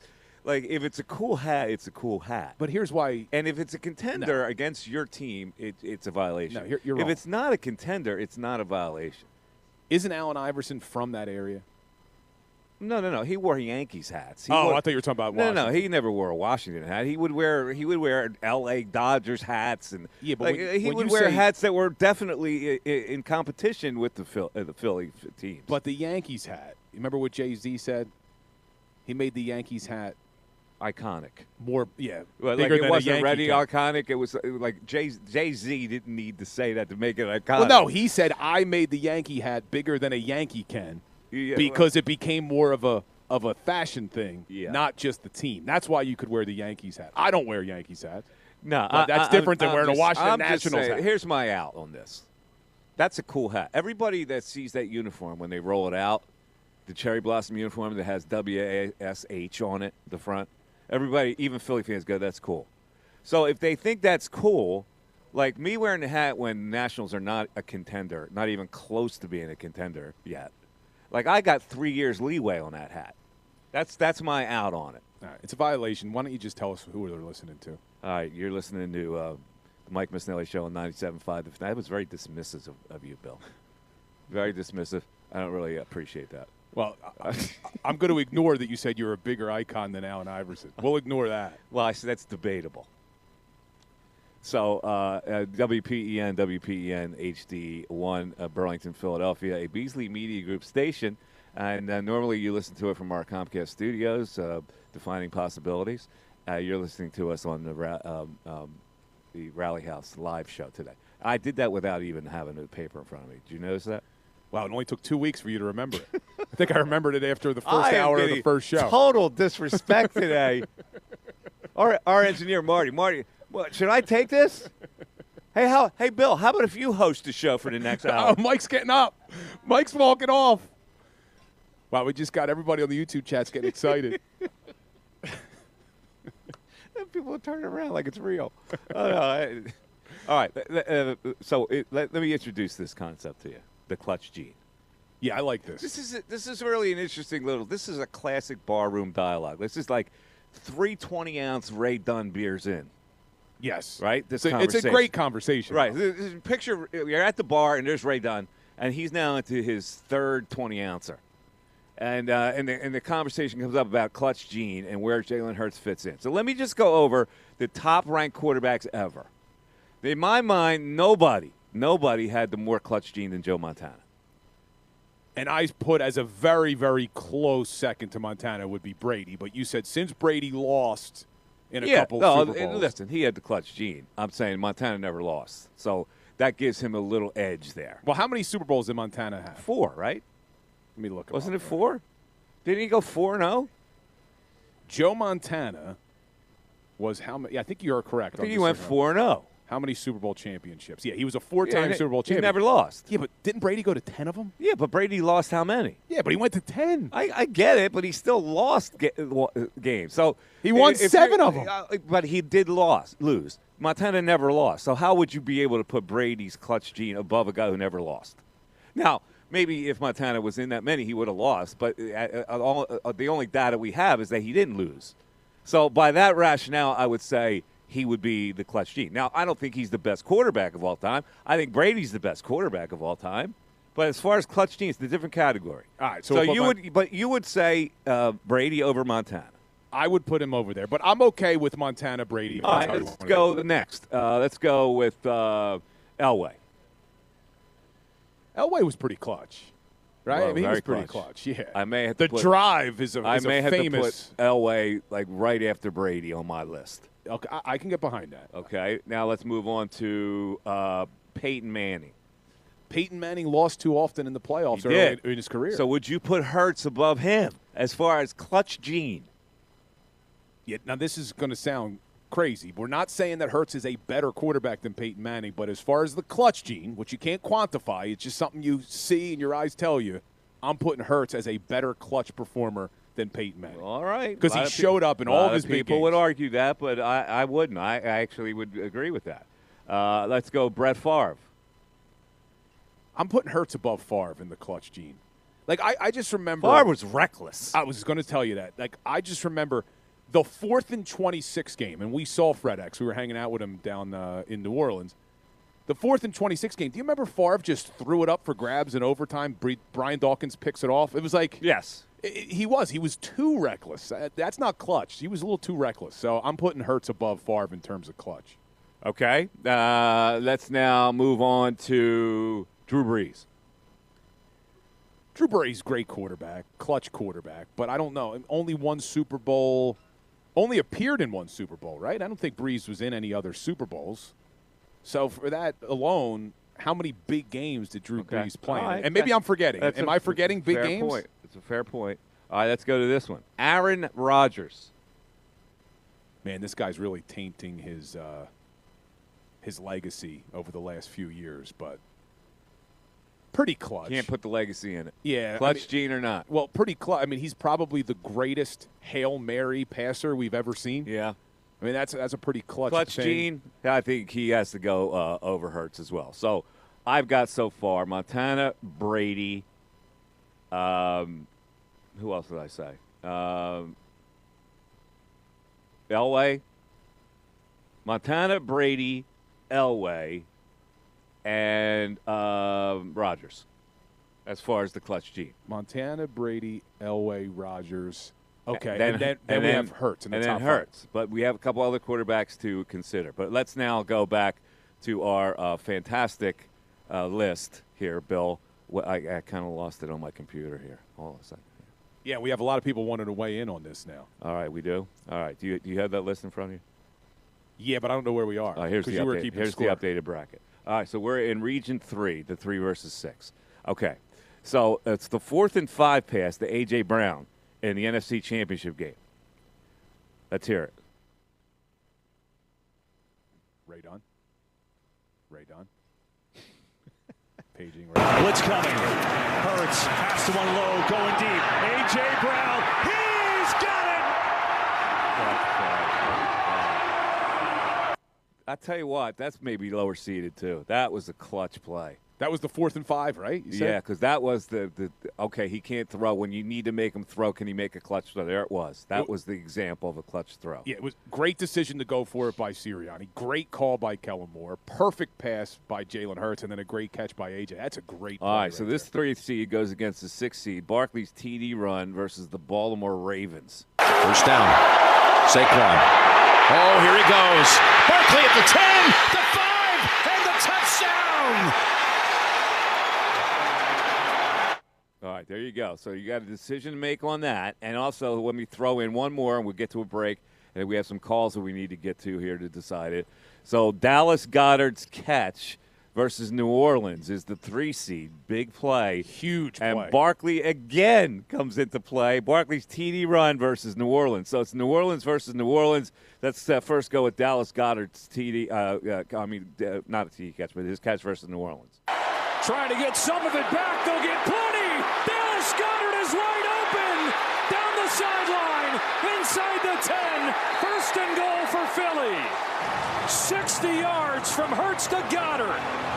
All right, there you go. And now here is Saquon's TD run versus the Saints. Here's Barkley. Saquon Barkley. Saquon Barkley's the guy. He's going to take it. Touchdown from 65. These Barkley highlights are ridiculous. They're All right, unbelievable, so they're the 3 versus 6 seeds. 610-622-0975. We'll get to the callers who are going to decide these games. Mike Missanelli Show continues. Super Bowl champions Nick Sirianni.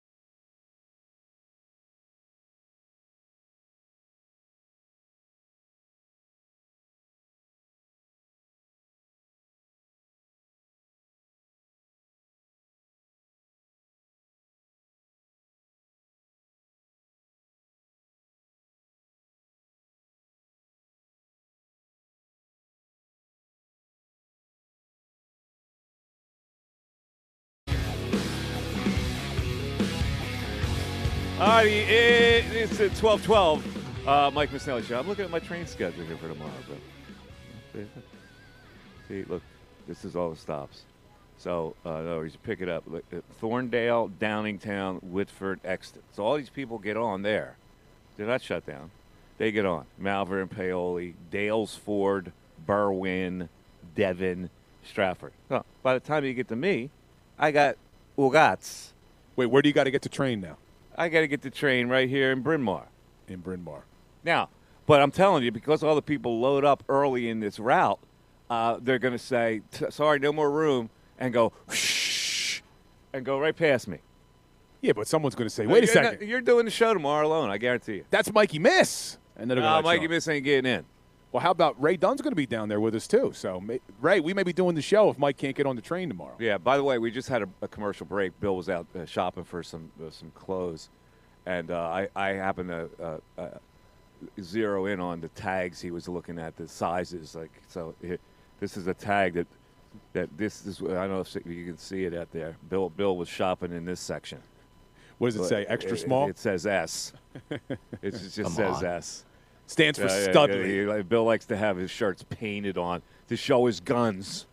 I always wear larges, and his man. Protein shake. Guess what? I got a green smoothie in my car. I'm going to drink right in front of you. You've turned over a new leaf since we got back from New Orleans. He's eating smoothies. He's got beef jerky. He's getting his protein. Damn right. Exercising. I love it, man. Now, see, here's the thing about you. You see me eating a beef stick. 12 grams of protein, no preservatives, no nothing. It's from a farm in Wisconsin. I get them shipped to me.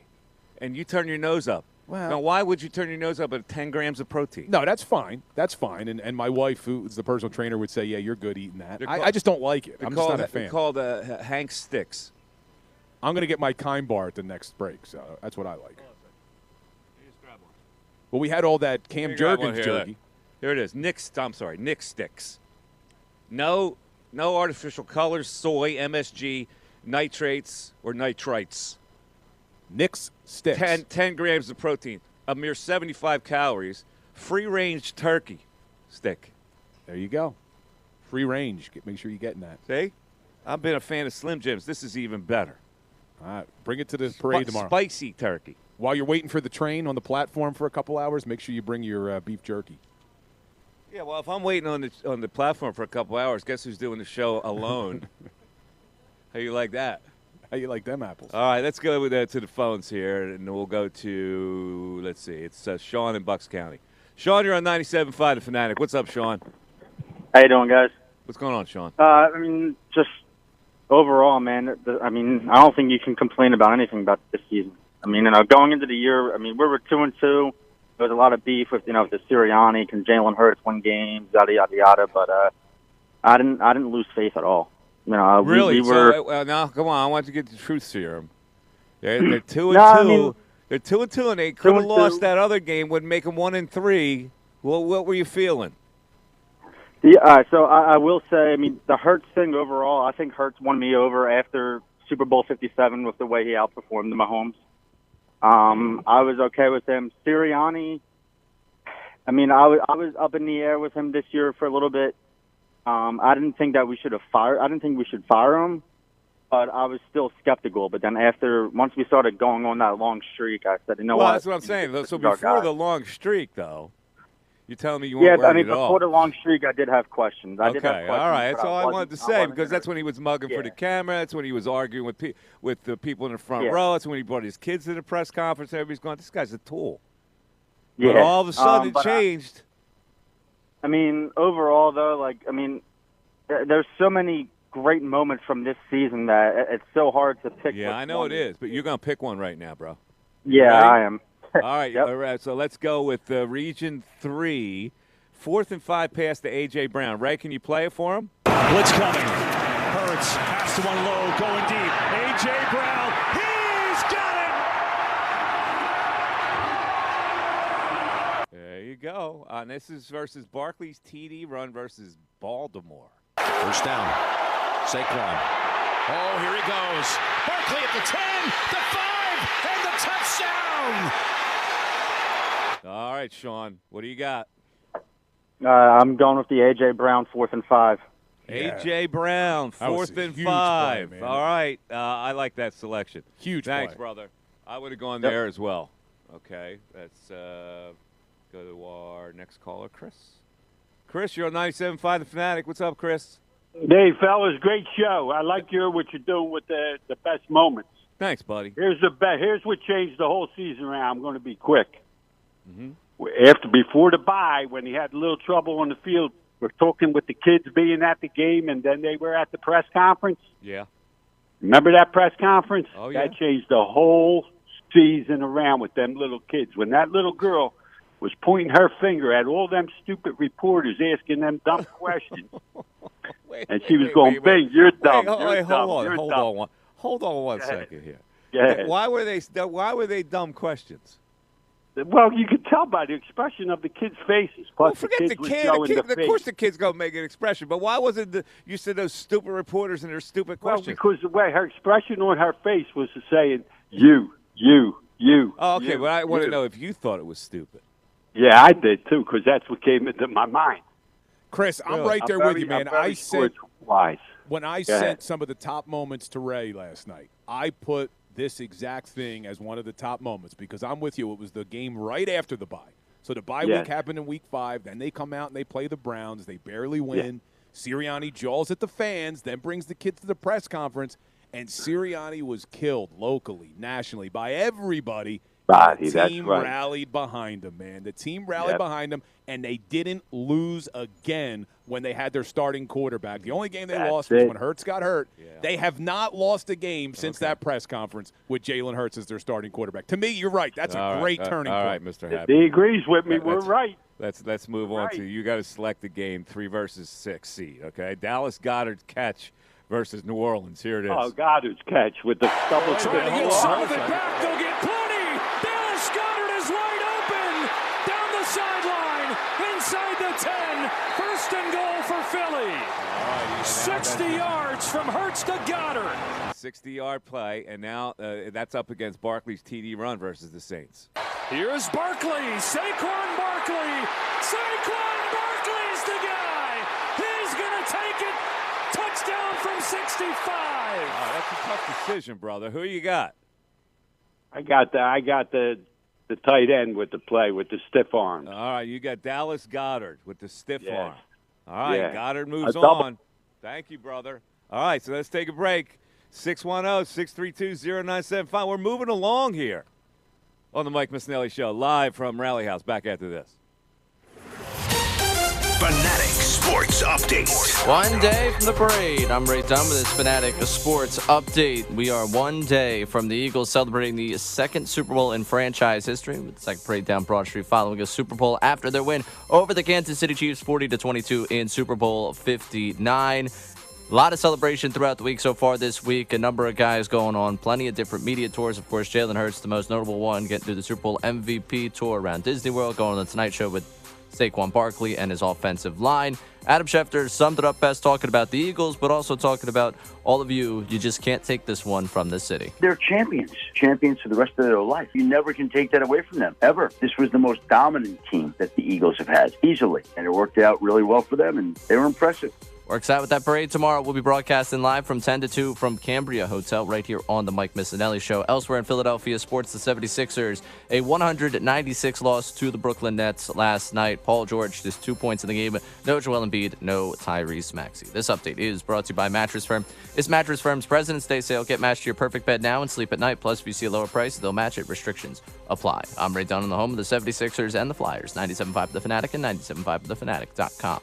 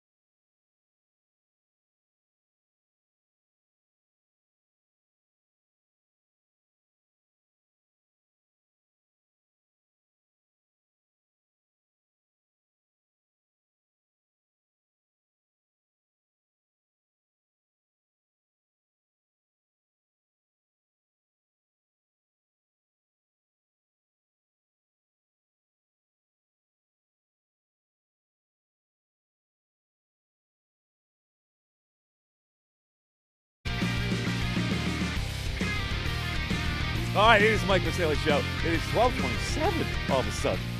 My God, the excitement here, it's palpable. The lines to get the merch. It's awesome. Man. You know what the best part is, though? These people work. Every single – but this is the best part, and I'm seeing this not only here, everywhere. Every Eagles fan's got a huge smile on their face. They from really ear to do. ear, man. It's awesome. Apparently, they took the day off, too. Probably took the rest of the week off, man. Take the week off. You got our permission. Yeah. Who needs to work? That's coming from Mikey Miss. That's right. All right, 610-632-0975. Let's get now to the nitty-gritty to close out the regions. All right, so we have now the what did we do here? The 4 versus the 5. Ooh, these are the tough ones, the 4 versus the 5. So let's go in Region 1. That's the upper left-hand quadrant. The 4 seed is Dallas Goddard TD catch versus Green Bay in the wild card round. Here it is. Throw it here. Quick throw near side. Good adjustment and a catch by Goddard, who runs over his man, still on his feet, and he scores! What a play by Dallas Goddard. Ran right through Valentine for the touchdown. Got a lot of highlights here, but I think he's up against it here. I think so, too. I think the higher seeded team wins this one. But so people remember, I think that's the one where he gives the double stiff arm, right? Where he stiff arm and then he throws the extra stiff arm just for good measure. All right. But I'm predicting an upset here, The 5 seed, Zach Bond, Super Bowl interception. Here's Mahomes. 4-man rush over the middle, and it's intercepted again! This time it's Zach Bond, and the Eagles are set up inside the 10. All right, there you go. So you got to decide that one. So we're gonna let Zane in Mechanicsburg decide that. Zane, you're on 97.5 The Fanatic. What's up, pal? How you doing today? Good, man. How you doing? First time I talked to you in about 14 years. It's glad to have you back on the. Oh, thank you so much. Good to talk to you, Zane. All right. I'm not really superstitious, but the early 2000s gave me PTSD as a young kid. But I called this game. I was telling everybody we're gonna win and we're gonna win big. So I'm glad that came true.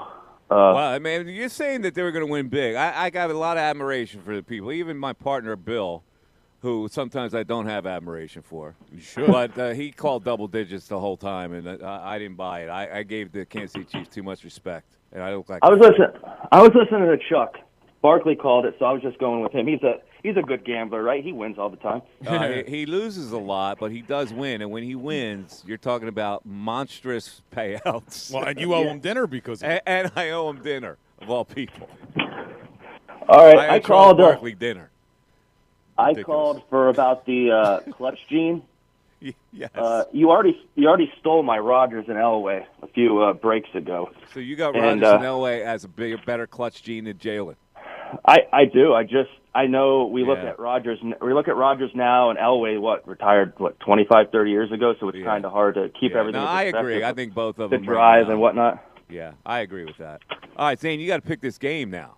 All Okay. right, so you just heard him.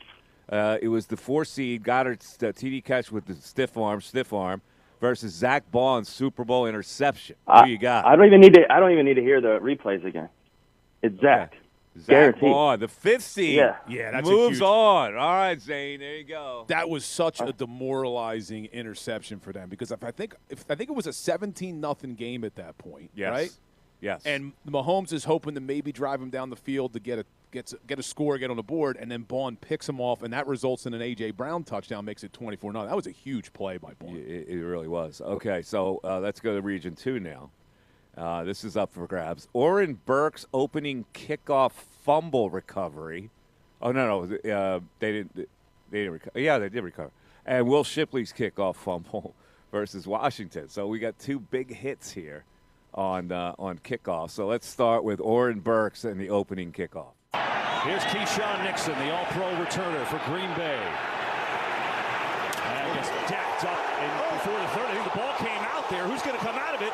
Eagles say they have it. Wow. Eagles recover. What a way to start for the Green Bay Packers. So that's a big play, and that's going to be tough to beat.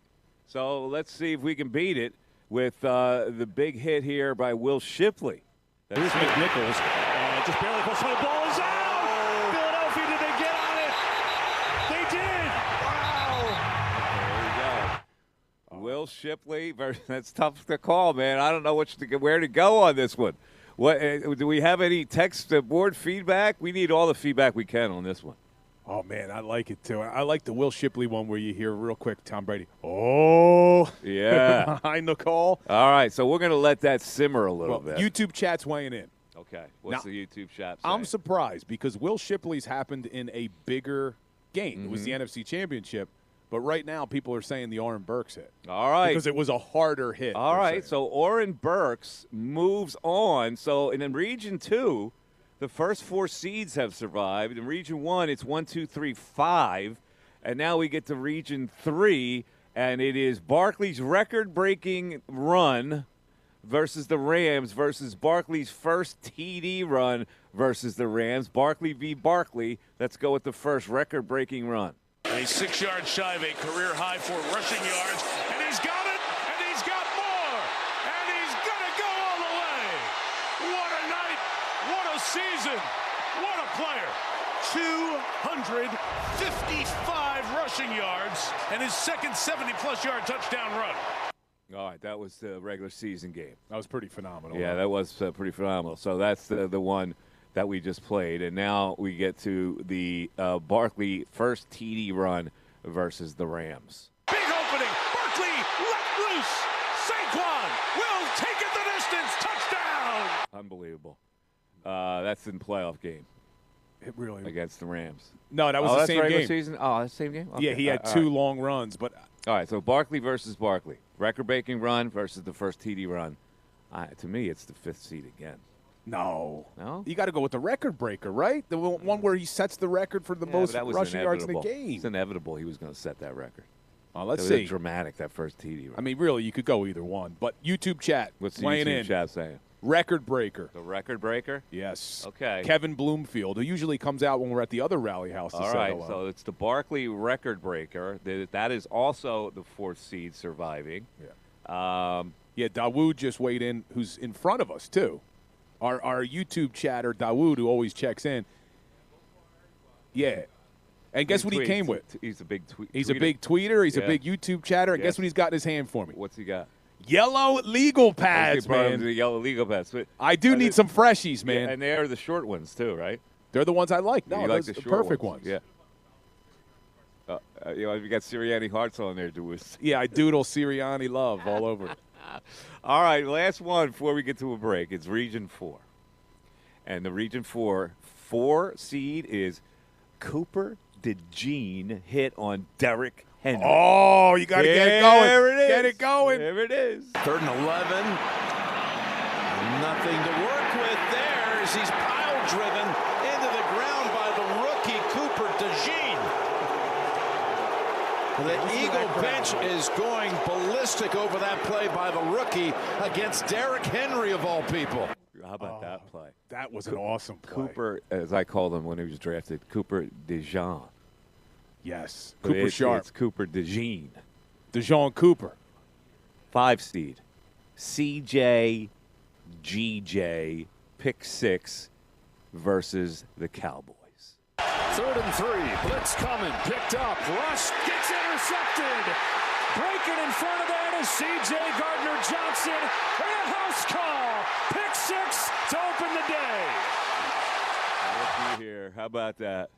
Man, all right. This is also tough. So we've got the 4 seed, which is Cooper DeJean versus the C.J. GJ pick versus the Cowboys. I'm going to go out on a wild limb and say that Cooper DeJean wins this going away. Oh, man. Well, that was an iconic moment of the season because then Cooper gets up and he does that celebration where he's waving his hands, and then that kind of became like an image for the entire defense all season long. Yeah, to me that was the – and that set the physicality. Yeah, to me that was that's the selection, but we'll have to wait on the chat board, on the text board. Or actually, we'll let Paul pick this one. Paul's on the cell. Paul, you're on 97.5 The Fanatic. What's up, Paul? How are you? Good. How you guys doing? Fantastic, Paul. Good. The first thing I wanted to say was Kind bars are nothing but healthy candy. All they are is sugar, sugar, sugar, sugar. Well, wait a second. I got no sugar in my beef sticks. You got chocolate, my turkey you got sticks. granola. No sugar. The kind bar that I eat only has 8 grams of sugar in it. 8 grams? That's 8 more grams than you need. And 12 grams of protein. I do the protein one, the Kind Bar protein. The one thing I wanted to talk about was the first 4 games when they were 2-2. I don't think you can look at those games as regular season games anymore, considering the way the coaches don't play their starters in the preseason. So I think probably those 4 games were getting to know each other to a certain extent. Okay. Yeah, no, it's a good point. I mean, the Eagles haven't haven't played. pictures of Sirianni here. No, it was Aaron Rodgers. There was breaking news. Oh, really? From an hour I thought it was ago. Sirianni. Yeah, no, I was looking at something. Well, for what's Aaron the breaking news on Aaron Rodgers? This isn't really that breaking. I guess it's just confirmed. The Jets have informed Aaron Rodgers that they are moving in a different direction at quarterback. Well, 1 gram of sugar on this beef stick, by the way, turkey stick. How much sodium is in the beef stick? How much sodium? Probably a lot. I can't read it. Want my young eyes? You got. Yeah, can you read that? I guarantee you can't read that. Anyway, we played the 2 sound bites for you, bro. Who you got on this one? You have Cooper DeJean. Cooper DeJean. Cooper DeJean moves on. All right. 390 milligrams of sodium. How much? 390. Come on. Yeah. Really? Yeah. You're a liar. There's What are you no talking way. about, dude? 20/20 vision, man. There's no way you read that. I'm telling you. Give me a magnifying glass. 390 mg. He's got a magnifying glass here. There's no way. All right. 610-632-0975 is how you climb into the show. Mike Missanelli Show continues. Tyrone Johnson. Nick Sirianni.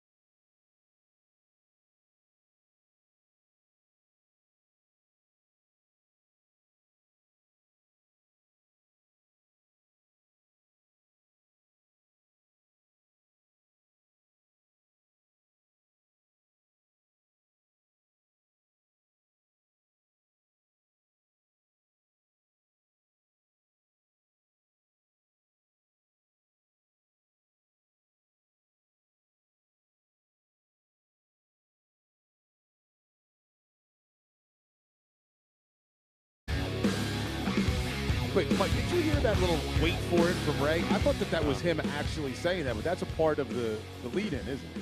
Ray, that's recorded when you're saying wait for it? Yeah, I'm not saying wait for it. I kept thinking you were saying wait for it. Nope, not me. Every time.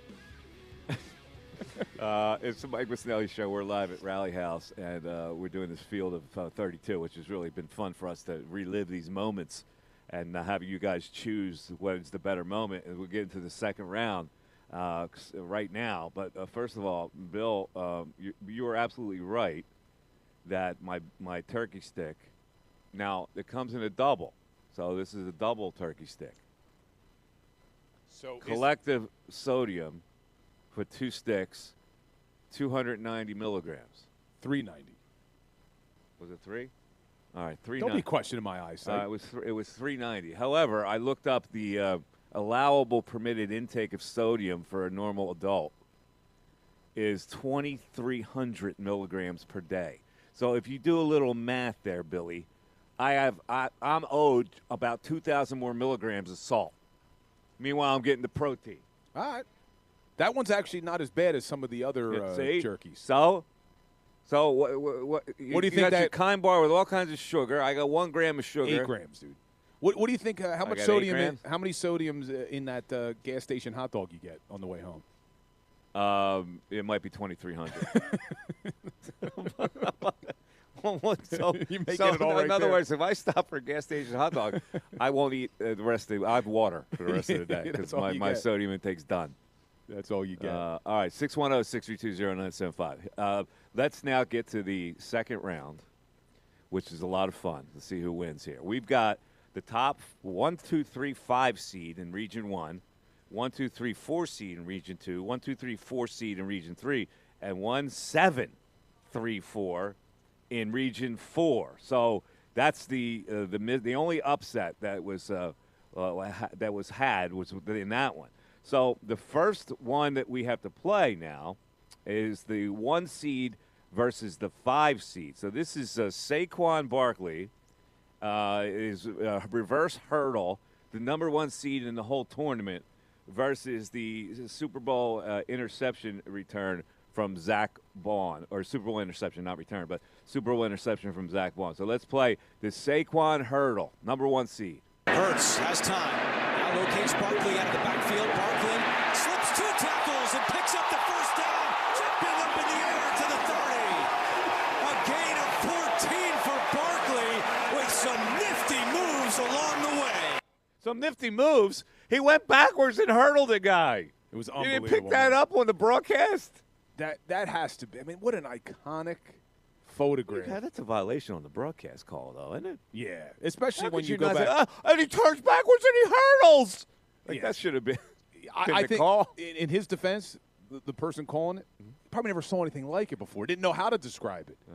Because if you watch the replay, the best part of that is watching the Eagles sideline.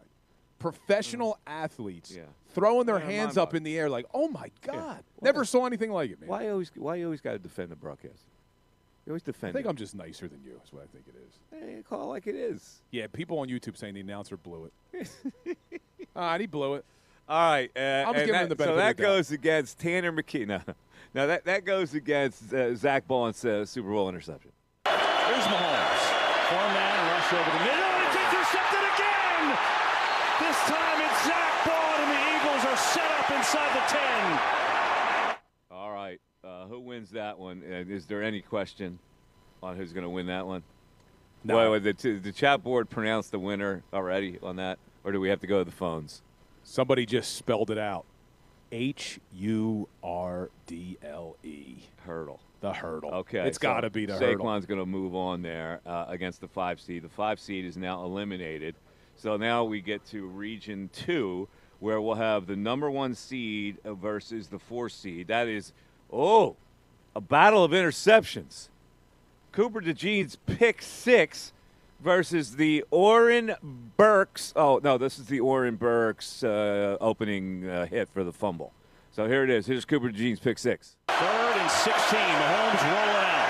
Looking. Firing. Intercepted. Picked up by Cooper DeJean. Gets a block. DeJean is in. Touchdown.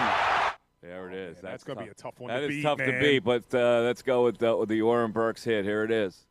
Here's Keyshawn Nixon, the All-Pro returner for Green Bay. And gets decked up before the third. I think the ball came out there. Who's going to come out of it? Eagles say they have it. Wow. Eagles recover. All right. Well, that was an underwhelming call, and the Cooper DeJean pick was the highlight call. So I got to think this is also an easy one with Cooper DeJean, right? The text board saying anything there, Mr. Text board? I mean, Mr. Chat board. Pick 6 in a landslide. Pick 6 in a landslide. All right, that Our number man 1 Andrew seed says. moves on. We'll take a break. We'll come back. Region 3 has the 1 seed, which is the sack, the big sack of Milton Williams versus Saquon's record-breaking run. Oh, that might be a tough one here. 610-632-0975. Again, your calls can also decide these games. Mike Missanelli Show continues. Back after this. Fanatic Sports Update. One day from the parade, I'm Ray Dunn with this Fanatic Sports Update. We are 1 day away from the Eagles parade, celebrating the second Super Bowl title in franchise history, following the 40-22 win over the Chiefs on Sunday. It'll end a week in which the Eagles have been all over the map. Jalen Hurts, Saquon Barkley on The Tonight Show with the cameo from the offensive line this week. Hurts, of course, doing the Super Bowl MVP tour of Disney World. Just about every national show finding a way to get one of those Super Bowl champions on the air with them this week. And we had on the air here at 97.5 The Fanatic Adam Schefter talking earlier this week, who summed up what this means for this team and, of course, what this means for you. They're champions for the rest of their life. You never can take that away from them, ever. This was the most dominant team that the Eagles have had, easily. And it worked out really well for them, and they were impressive.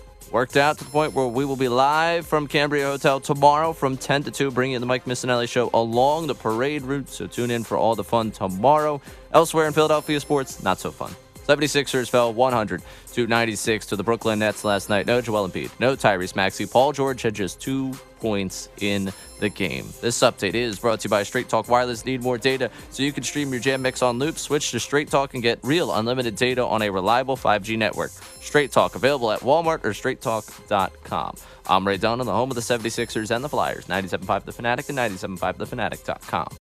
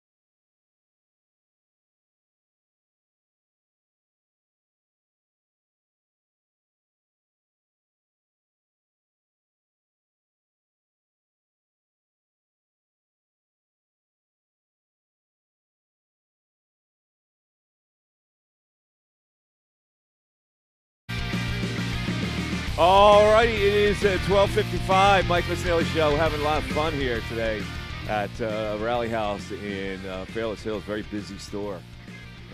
People have been lining up since this place opened. It's been awesome with their merch. It's been awesome. A lot of people coming in. I swear to God, I can't imagine the selection that they have here. It is mind-boggling. It really is. I was walking around, and while you're here picking up your Super Bowl gear, you might as well pick up some Philly stuff because pitchers and catchers, man.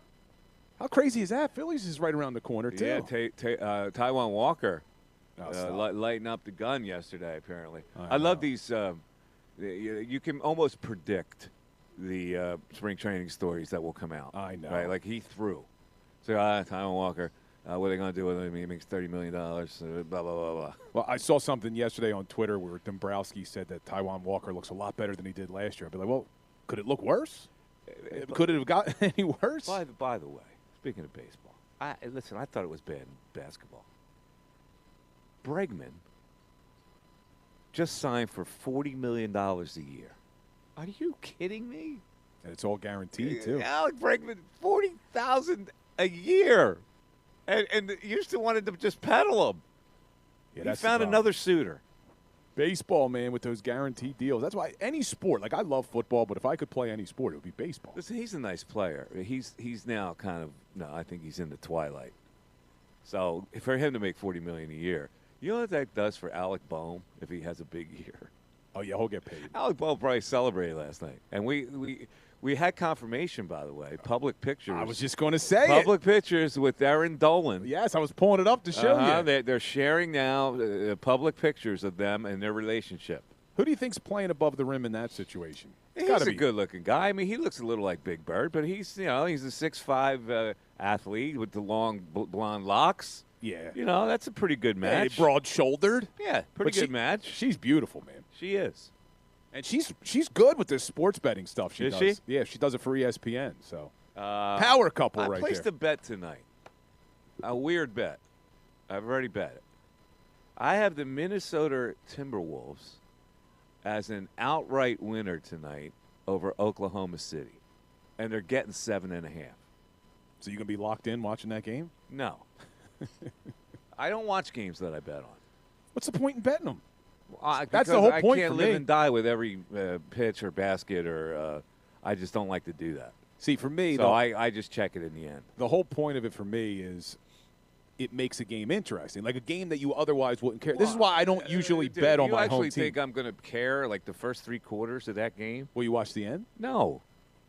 You see, that's the whole point. I don't want to have the angst with it. See, part of the reason I don't bet on my home teams is because I'm already invested. I already want to see the Eagles win. Now, I bet the futures that they would win the Super Bowl before the season, but as far as games, I never bet them. I'm already invested. But if I'm going to watch a random game where I don't have a rooting interest, betting gives you that rooting interest. That's the whole point. Yeah, I don't know. I took a shot. Yeah. I took a shot. I think it's a back-to-back for OKC. There was some angle that I bet. Well, I don't know why. We mentioned the Phillies. I know we're not spending a lot of time on it, and we're talking betting. Where do you think the Phillies fall in terms of World Series odds? World Series odds? Yeah. Oof, I haven't even thought about that, but I got to think they're top 5.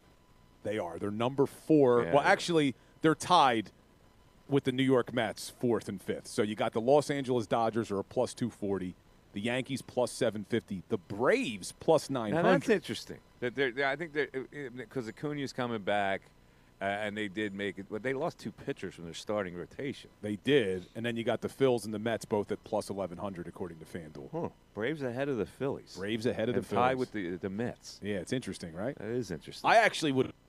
And this is crazy. I know maybe people get angry. I'd put the Mets in front of the Phillies right now. You do? I would. I bet their staff, their pitching staff. We will see. All right, let's go back. We got to decide now in the second round. So we're in Region 3. We've already got going to the Elite 8. Saquon, the hurdle play. Cooper DeJean's pick 6. So let's move on to Region 3. We got the number 1 seed. That's the Milton Williams sack against Mahomes.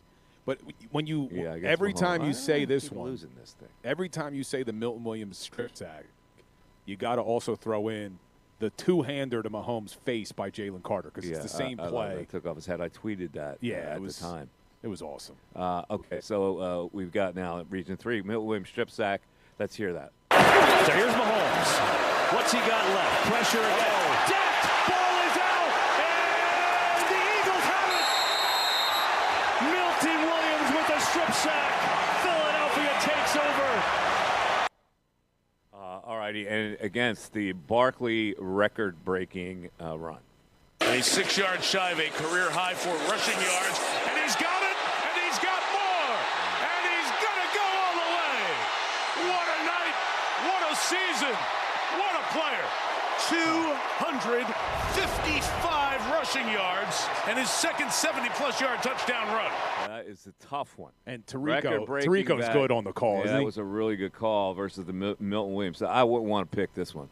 So I'm going to wait for the chat board and then tell you that you're listening to the Mike Missanelli Show on 97.5 The Fanatic, WPEN HD1, a Beasley Media Group station. Normally you listen to us from the Comcast studio, but today you're listening to us from the Rally House in the Forest Hills. A jam-packed Rally House. Everybody getting their Super Bowl gear. Yeah, that's correct. All right, I'm going to let the YouTube chat on this one because this is a tough one. Okay, yeah, we'll let it go to the YouTube chat. Let's get 5 votes on the YouTube chat, and we'll see who All right, gets that sounds the most. good. In the meantime, we'll go to Corey on his cell phone. Corey, you're on 97.5 The Fanatic. What's up, Corey? What's going on, guys? How you been? How are you? Good. Doing well, man. I just wanted to call in because I had a unique experience where I was actually at Super Bowl 57 and Super Bowl 59, and the first one, it felt like it was pretty 50-50 Eagles and Chiefs fans, but this past one, man, like, we dominated that stadium. It was like Eagles fans everywhere. But the other thing I wanted to say is, how cool was it the way Bradley Cooper introduced the Eagles? Like, they should do that at every game. I got to be honest with you. I was like, I like Bradley Cooper, but he's been a little overexposed when it comes to the Eagles. He did the hype-up video, too, that left a little bit to be desired. But you loved that, huh? You loved the Bradley Cooper intro. Well, not Bradley Cooper himself, but, like, how the way he, like, said, like, the E-A-G, and then the whole crowd started getting into it. Like, usually the way the Eagles got introduced, it was like they go in and then they sing the fight song. But I thought it was cool how they went right to the E-A-G-L, like, to compete with, like, the Chiefs, like, Tomahawk chant or whatever you call it. Yeah, the Tomahawk chop. Yeah, I got you. All right, bro. I'll tell you what I'm going to do for you, Corey. I'm going to give you another game to pick. We're letting the audience decide on the chat board or on the text board of Region 3. But you got Region 4 here, where you've got a number 1 seed versus the 7 seed. So this is a potential upset. All right, so the number 1 seed in this Region 4 was Devontae Smith's Super Bowl dagger touchdown that won the game, clinched the game. Here it is. Now the Eagles get it back. We're going to run some clock, or maybe throw the dagger. Hurts going deep for it all. Devontae Smith, he has got it. Touchdown! Wow! Forget run the clock. That's the dagger. That's right. That was the dagger. That's the number 1 seed in that region. And now that goes against the 7th seed here. That is A.J. Brown versus, it's the A.J. Brown go-ahead touchdown catch in Brazil. All right. Second down and 7. Hurts with time. Lofts it over the top. Brown's got it. Here goes A.J. Brown. Blinding speed. Brown. Touchdown. 67 yards. All right, there you go. That should be easy for you, Corey. Yeah, obviously the Devontae one's more All right. impactful because it's in the Super Bowl. But I will say, man, like, I like Bill's point. Like, if the Eagles drop that game in Brazil, that might be a whole different trajectory for the season. Yeah, no, I think you're right, but I think you got the right one. That's tough that play is really an iconic play, that bomb touchdown. I think that has a chance to actually win the whole thing. Might have a chance. Tell him. And we All right, got Region votes are 3. in. All right, 1 versus the 4. What do you got here? The votes are in, and everyone's going with Barkley's record-breaking run. Oh, Barkley's record-breaking one. So the number 4 seed over the gets Milton a Williams surprise strip sack. entry into the Elite 8. Correct. All right. Correct. And, we keep talking about this Super Bowl, Mike. Like, we had someone call earlier saying how was this the biggest win in Super Bowl history. You and I talked a lot leading in about how the Chiefs had not lost by more than 8 points only 5 times in 132 Mahomes starts. Sheil Kapadia wrote that nice article today where he also said They only have lost in Mahomes starts out of 132 starts by 16 points 3 times. The 18-point deficit is tied for the third worst ever, and let's all be honest, this was a lot worse than an 18-point loss. So this is you're talking about one of the greatest teams we've ever seen, the Kansas City Chiefs, going for a three-peat. Yep. The Eagles did something that really nobody has ever done to the Chiefs. I mean, they dominated that game from start to finish. Is this the best, most dominant Super Bowl win? I think it has to be. Yeah, well, you can make a case for it. That's for sure. 610-632-0975. Let me recap. So this is what we have now as we go into the Elite Eight. We have the number 1 seed still alive in this tournament, and that's the Saquon Hurdle play. In Region 2, we have the number 1 seed that is still alive, and that's the Cooper pick 6. And then in the number 3 region, we have the 4 seed as an upset, and in Region 4, we still have the number 1 seed. So, Bill, we have to go the 2 versus 3 in Region 1 now. And that 2 versus 3 is Saquon snow TD run versus the Rams versus Saquon's 62-yard touchdown. Let's first hear the snow play. 118 yards and adding to it. There goes Barkley into the clear through the snow all the way home. He's hit another home run against the Rams. And this one might send him to the championship game. 78 yards. 78 yards. And now here's Saquon's 62-yarder versus the Rams. 3rd and 4. They'll run out of it. Big opening, Barkley. There he goes. Barkley going to ring the bell again. Touchdown, Philadelphia. It's another home run from Barkley, 62 yards. Oh, there you go. He rung the bell. So in addition to giving them the Region 3, we'll have to get the text board to decide this one as well and the chat. So it's Saquon versus Saquon, the 78-yarder versus the 62-yarder against the Rams. 610-632-0975. We'll take a break. We'll come back after this. And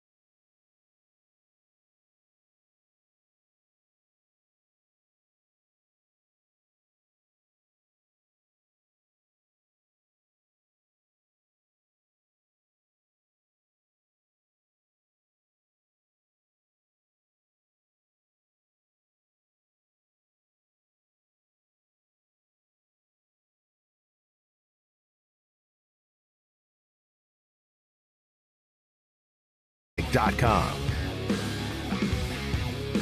All right, Mike Missanelli Show. We are live at Rally House, and we're into the final hour of our program. We had a lot of fun here with the people. A lot of people stopping in to say hello. We appreciate it. And, we're trying to knock down this field of 32 with the seedings of the key plays and the key moments of this Eagles Super Bowl season. So we are now in, let's see. We have Saquon versus Saquon. Saquon versus Saquon. So what is the chat saying? What's the text board saying? It is not even close on the YouTube chat. Really? Okay. The Saquon Snow touchdown that seals it for them. The Snow TD. So that's the 2 seed. Yeah, people are saying, and I agree, Jim M says that was an iconic touchdown. Right. So in that region, in the Elite Eight, it'd be Saquon's hurdle play versus Saquon's Snow TD. We go to Region 2, where we've got Saquon's touchdown on the first play TD run in the NFC Championship game. Here it is.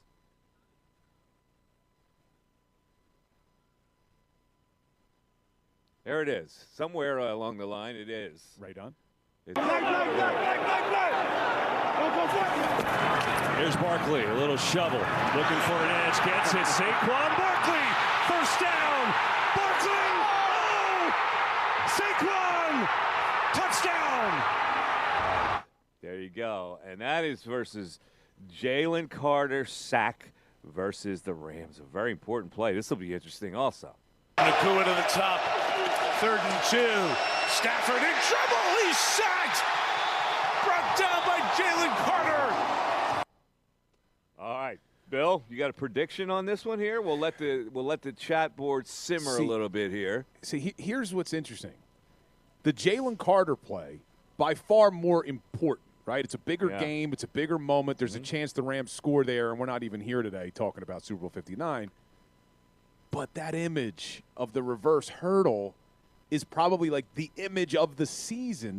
This has been the year of Saquon, really. I mean, he comes in here and just dominates all season long. And that image right there, this is a tough one, man. This is a toss-up for me. I think I would probably go with the more iconic image, but the more important play was the Carter one. I think that's my selection. Now, I don't have an iron in the fire here for this, but I would select the Jalen Carter sack. So it'll be interesting to see what people say. All right, I'll go to. We'll let that simmer. We'll go to Region 3, and it's the 2 versus 3 seed. And the 2 versus 3 seed is Jalen Hurts, the run versus the Rams in the division round, versus A.J. Brown, 4th and 5 pass. Oh, I know where I would go there, too. So let's first go with the Jalen Hurts touchdown run, the run versus the Rams. Before you do this, I may have been mistaken. What? The Saquon one up against Carter, was it the reverse hurdle or was it the first touchdown of the Commanders? No, the reverse hurdle was for Region 1. Oh, so I'm wrong. I'm confusing the YouTube chat. Okay. So it's Jalen Carter's sack versus the first play touchdown. Versus the first play touchdown. Yeah. So my mistake. I'm confusing the chat. So it is first play touchdown against the Commanders or the big sack at the end of the Rams game. That's what we're doing. Okay, sorry about that. Okay. A lot of plays here. A lot of plays. There are a lot of plays. So let's go. Let's run the Jalen Hurts run versus the Rams that kicks this whole thing off. Hurts this time, pulls it and keeps it and takes off for the first down. Through a tackle, and Hurts on the run. He might go. Jalen Hurts, touchdown, Philadelphia. 44 for the opening score. All right, now here's the A.J. Brown 4th and 5th pass. Ooh, tough. This is tough. All right, let's hear A.J. snare it. Blitz coming. Hurts has to one low, going deep. A.J. Brown, he's got it. All right, the chat board has 2 decisions to make, or the text board, one or the other. So you got the Saquon first play touchdown versus the Jalen Carter sack in Region 2, and in Region 3, the Jalen Hurts touchdown run versus the A.J. Brown 4th and 5th conversion pass. Oh, man. What are they saying here? Ray, you got any text feedback on this?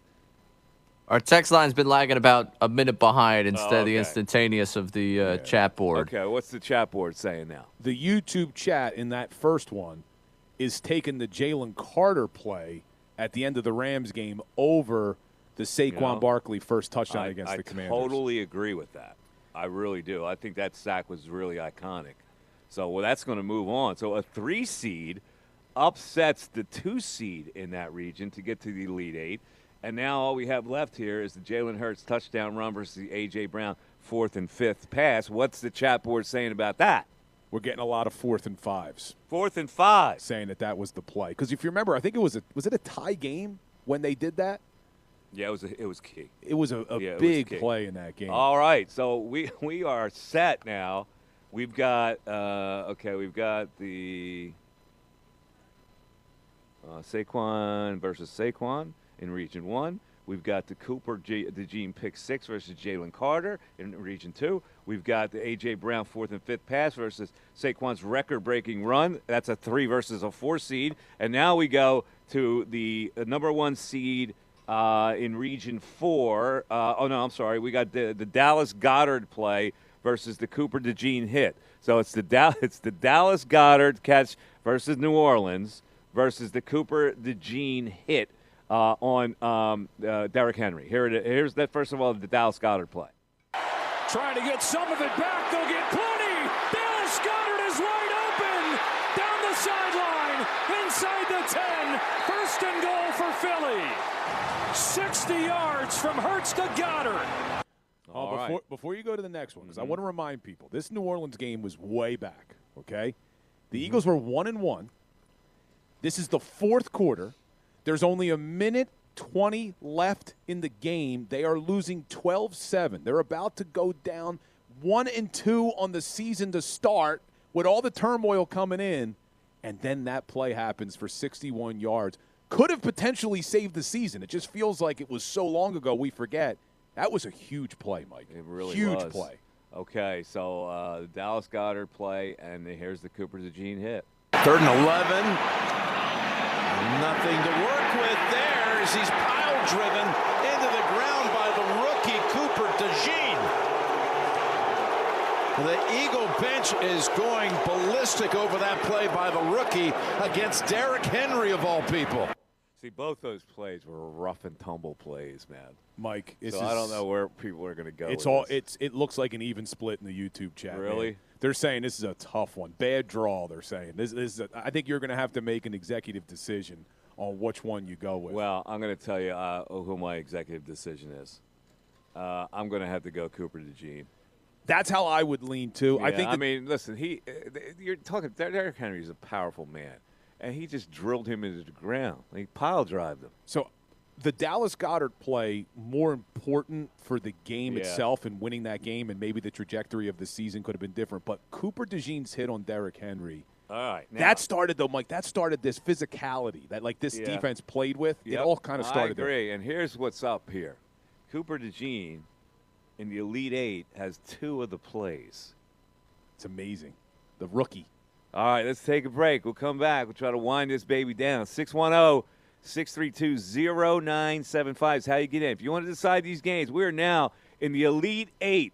So it is up to you right here. I got no say anymore. Bill has no say anymore. It's up to the chat board, the text board, and your phone calls. 610-632-0975. Back after this.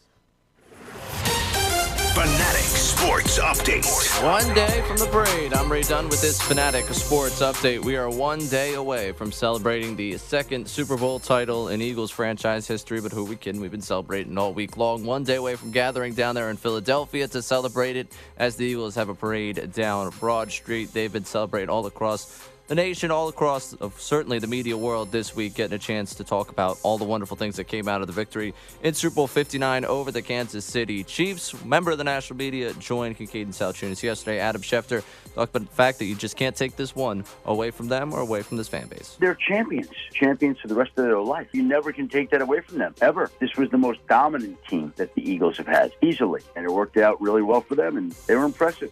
It'll work out to us having a broadcast from the Cambria Hotel tomorrow during a parade down Broad Street. Stop by from 10 to 2 to join us. Of course, Kincade and Salciunas will be there from 6 to 10. The best show ever will be down at Pagano's from 2 to 6 as we bring you all the coverage from that parade. Elsewhere in Philadelphia, 76ers lost to the Nets last night. Paul George had just 2 points. Tyrese Maxey and Joel Embiid did not play. This update is brought to you by Mercedes-Benz. At Mercedes-Benz, there's a reason they go the extra mile from testing their vehicles, creating AI that can anticipate your needs on the road. They demand that every car is worthy of their star because it's Mercedes-Benz. I'm Ray Dunn, the home of the 76ers and the Flyers. 97.5 The Fanatic and 97.5thefanatic.com. John Kincade, Andrew Salciunas, and Connor Thomas. They have a lot to say about Philadelphia sports. Listen to Kincade and Salciunas weekday morning 6 a.m. to 10 a.m. Philadelphia's source for breaking sports news. 97.5 The Fanatic and 97.5thefanatic.com. Hey, Philly, we did it. That's right. The Eagles are Super Bowl champions, and there is only one place to grab your championship gear. It is Rally House. Rally House is the largest selection of official Eagles Super Bowl champion hats, tees, hoodies, and jerseys, all the gear you need to celebrate this historic event in style. And with new styles arriving daily, don't wait because these won't last long. And here's the best part. This isn't just for you. Surprise your kids or your spouse or your friends or your coworkers, even your best customers. That would be a great gift. This is a championship gift that lasts a lifetime. With more than 20 Rally House locations across Pennsylvania and New Jersey, and we're at the one today in Fairless Hills, there's always a store nearby. Or if you'd rather shop from home, you can grab some championship gear online at rallyhouse.com. Don't miss out on history, Philly. Visit Rally House today and celebrate like a champion. It's Rally House, your city, your house, your championship gear. Go Birds! When you're hiring, have you ever felt like you're missing out on meeting truly great candidates for your roles? It seems impossible to find them, but they have to be out there somewhere, right? Well, they're not hard to find when you know where to go, and that place is ZipRecruiter. And right now, you can try ZipRecruiter for free at ZipRecruiter.com/radio. ZipRecruiter helps 10 million people with their job search every day. And because these people are actively looking for jobs just like yours, it's easy to find the right person right away. In fact, 4 out of 5 employers who post on ZipRecruiter get a quality candidate within the first day. But if you're not using ZipRecruiter, you're missing out. So see what it's like when the impossible is easy. When you go to ZipRecruiter.com/radio right now to try ZipRecruiter for free. Once again, that's ZipRecruiter.com/radio. ZipRecruiter.com/radio. Never miss out on great candidates with ZipRecruiter. If you have unfiled taxes or are in debt to the IRS, this is important news. Did you know the IRS has programs specifically designed to help people struggling with tax debt? Powerful tax assistance programs that can save you thousands if you qualify. No one knows these programs better than the experts at Optima Tax Relief, America's most trusted tax resolution firm, A-rated by the Better Business Bureau. Their award-winning team of tax attorneys and licensed professionals have resolved over $1 billion of tax debt for their clients. One call to Optima can start the process, helping to end your worries about wage garnishment, asset seizure, and other IRS actions. Make sure you're getting the best options to solve your tax problems. Call the experts at Optima today for a free confidential consultation. Call 800-343-6460. 800-343-6460. 800-343-6460. Optima Tax Relief. Some restrictions apply. For complete details, please visit OptimaTaxRelief.com. Hey, Philly. The Birds just brought another championship to Philly, and we are celebrating in style. This Friday, join me, Ricky Batalico, and Silvana Kelleher as the best show ever broadcast live from one of Philly's best spots in the city, Pagano's Market and Bar. Come join the best post-parade party this Friday, 2 p.m. to 6 p.m. at Pagano's Market and Bar, a unique experience in Philly. Visit them at paganosmarketandbar.com. Sponsored by Foods Galore, the area's family-owned, multi-generational food service wholesaler. I'm Rick Julius, a partner at Cordell & Cordell. Divorce is more than just a legal process. It's a life-changing event that can impact your future, finances, and your relationship with your children. You've worked hard to build a life that you're proud of, and you deserve a legal partner who will work just as hard to protect it.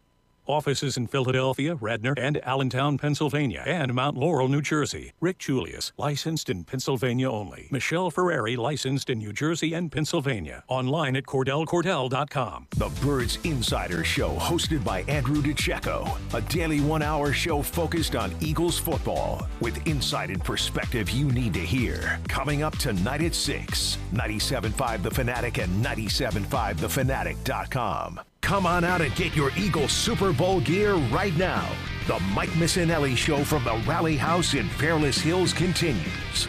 97.5 The Fanatic and 97.5thefanatic.com. Mike Missanelli Show live at Rally House Fairless Hills. We are into the Elite Eight, which means we got to decide the whole thing in the next half hour, Bill.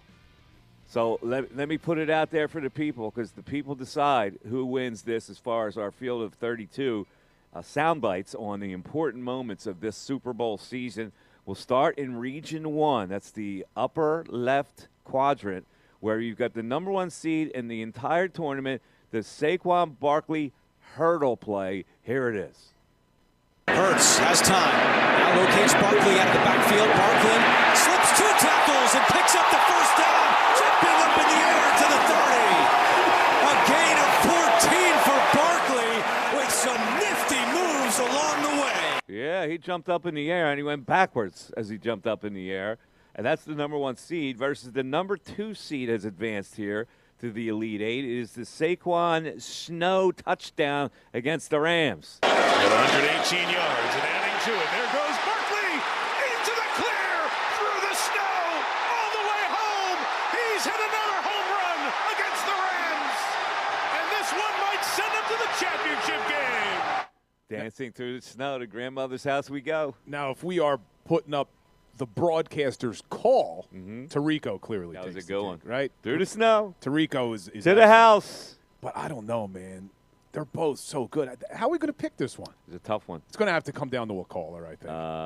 It is, and that's why I'm letting the caller pick it. So we'll go to Anthony in Phoenixville, see if he wants to pick it or wants to go to another one. Anthony, you're on 97.5 The Fanatic. Anthony. Hey, guys. How you doing today? What's up, Ant? Not much. I called earlier in the week just to talk about the excitement of the game, the domination, all that. One thing that kind of giving myself a pat on the back here, I went to the NFC Championship game.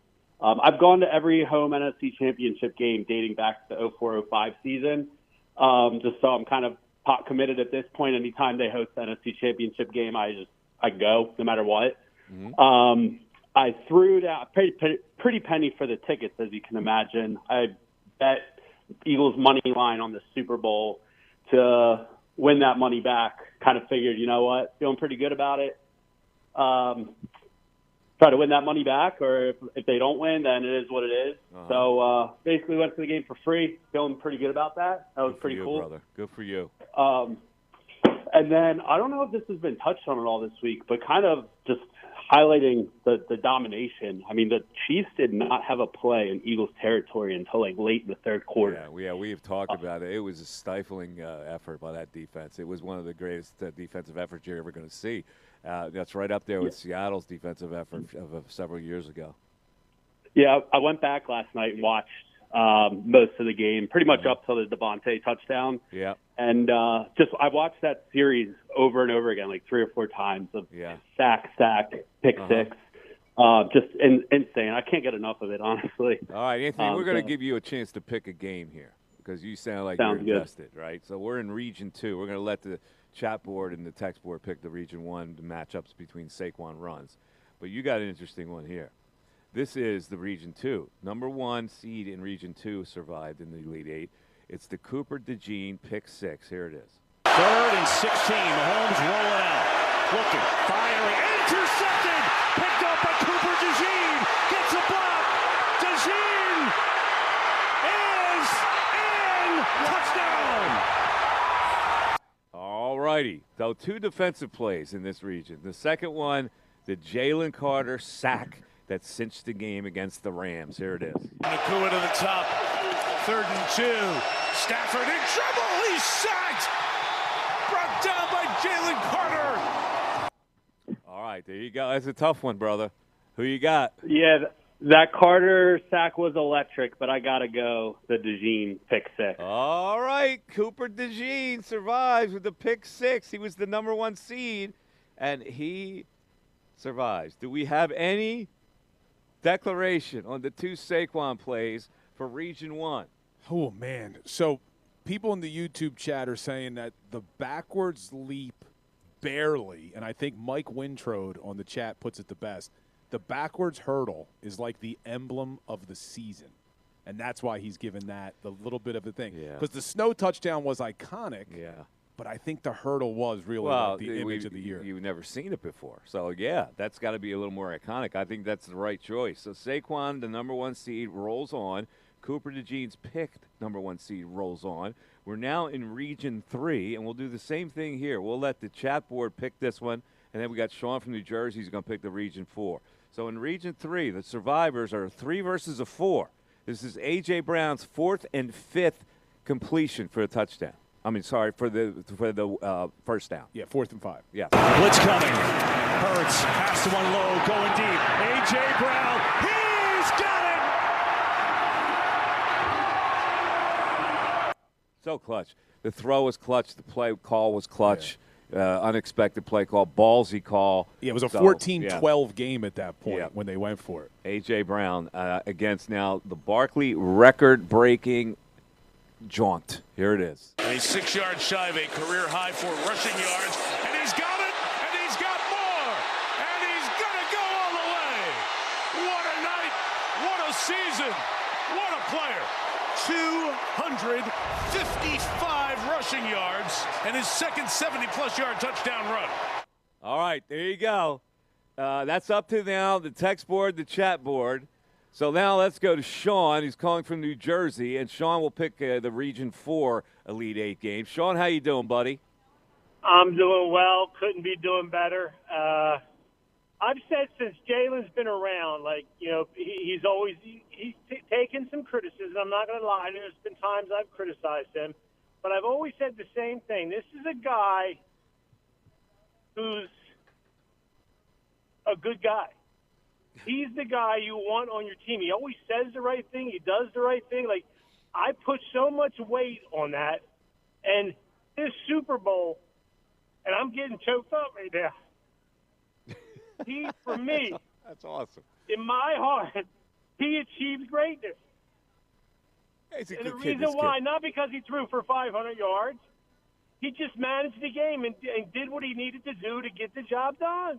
He did. Now he did throw for a lot of yards in Super Bowl. So I get what you're saying. He has 2 best performances in the 2 biggest games.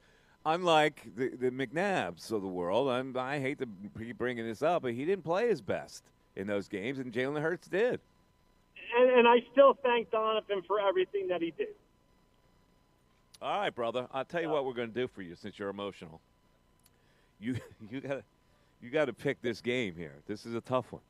This is the matchup in the Elite 8 between 2 bully plays here. One is Cooper DeJean, the 4th seed, who levies a hit on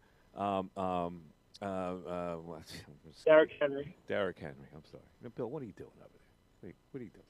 You're looking at you. I'm waiting for you to pick me up here, and you're like, I'm letting you do your thing. But I was stumbling. Come on. Yeah, you got to pick me up here.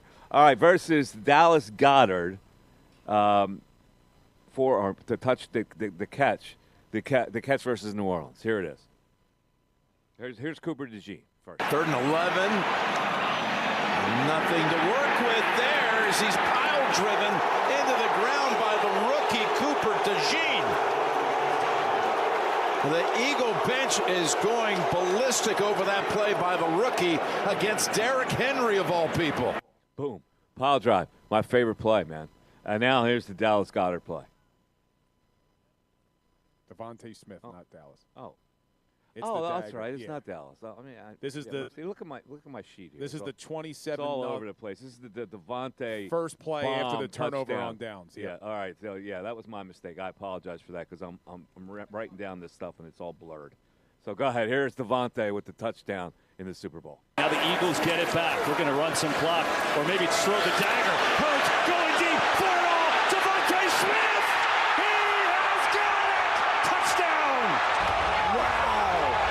Forget run the clock. That's the dagger.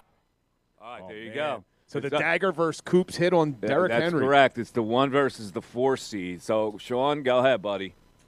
I'm going to tell you this. That was a great throw and catch, but as a former linebacker, I'm taking Cooper DeJean's hit. Cooper DeJean, the 4th seed, rolls into the Final Four.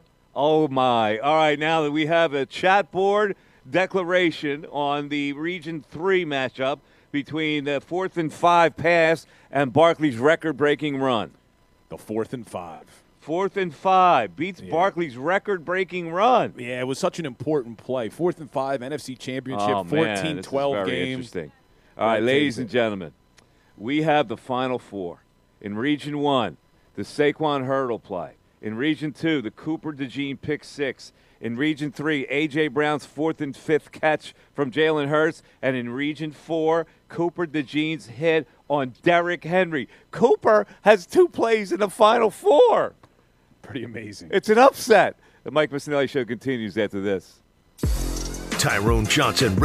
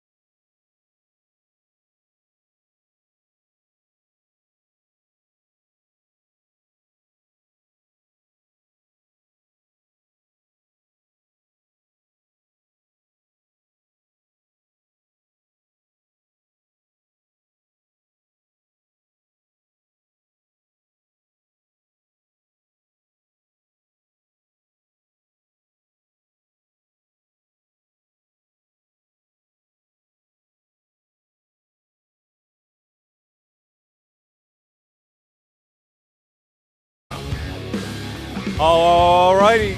Good afternoon, everybody. Mike Missanelli Show. We're coming down the home stretch of the show today, live from Rally House as we continue to celebrate the Eagles Super Bowl win. Tomorrow, again, we will be broadcasting live from the. Where are we on the balcony?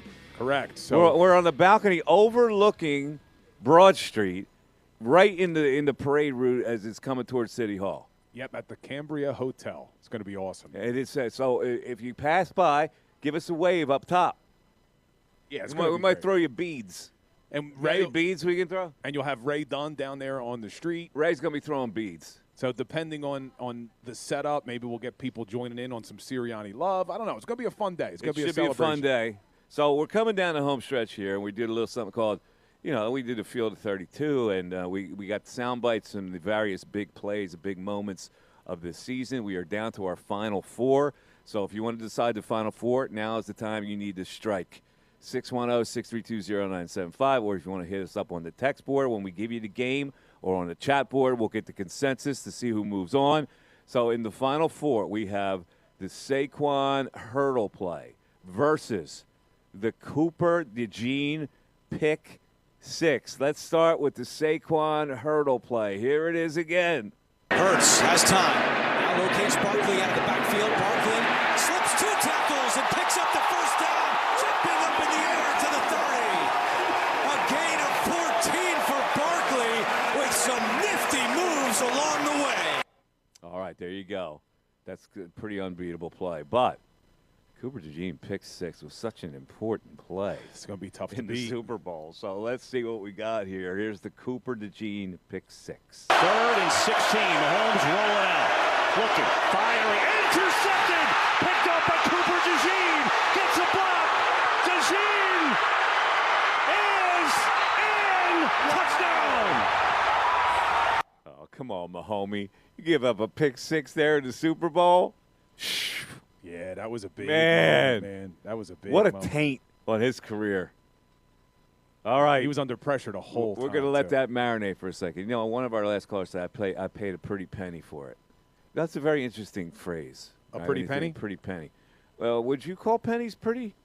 Like when they're shined up, they got nice shiny copper, but they're all usually dingy.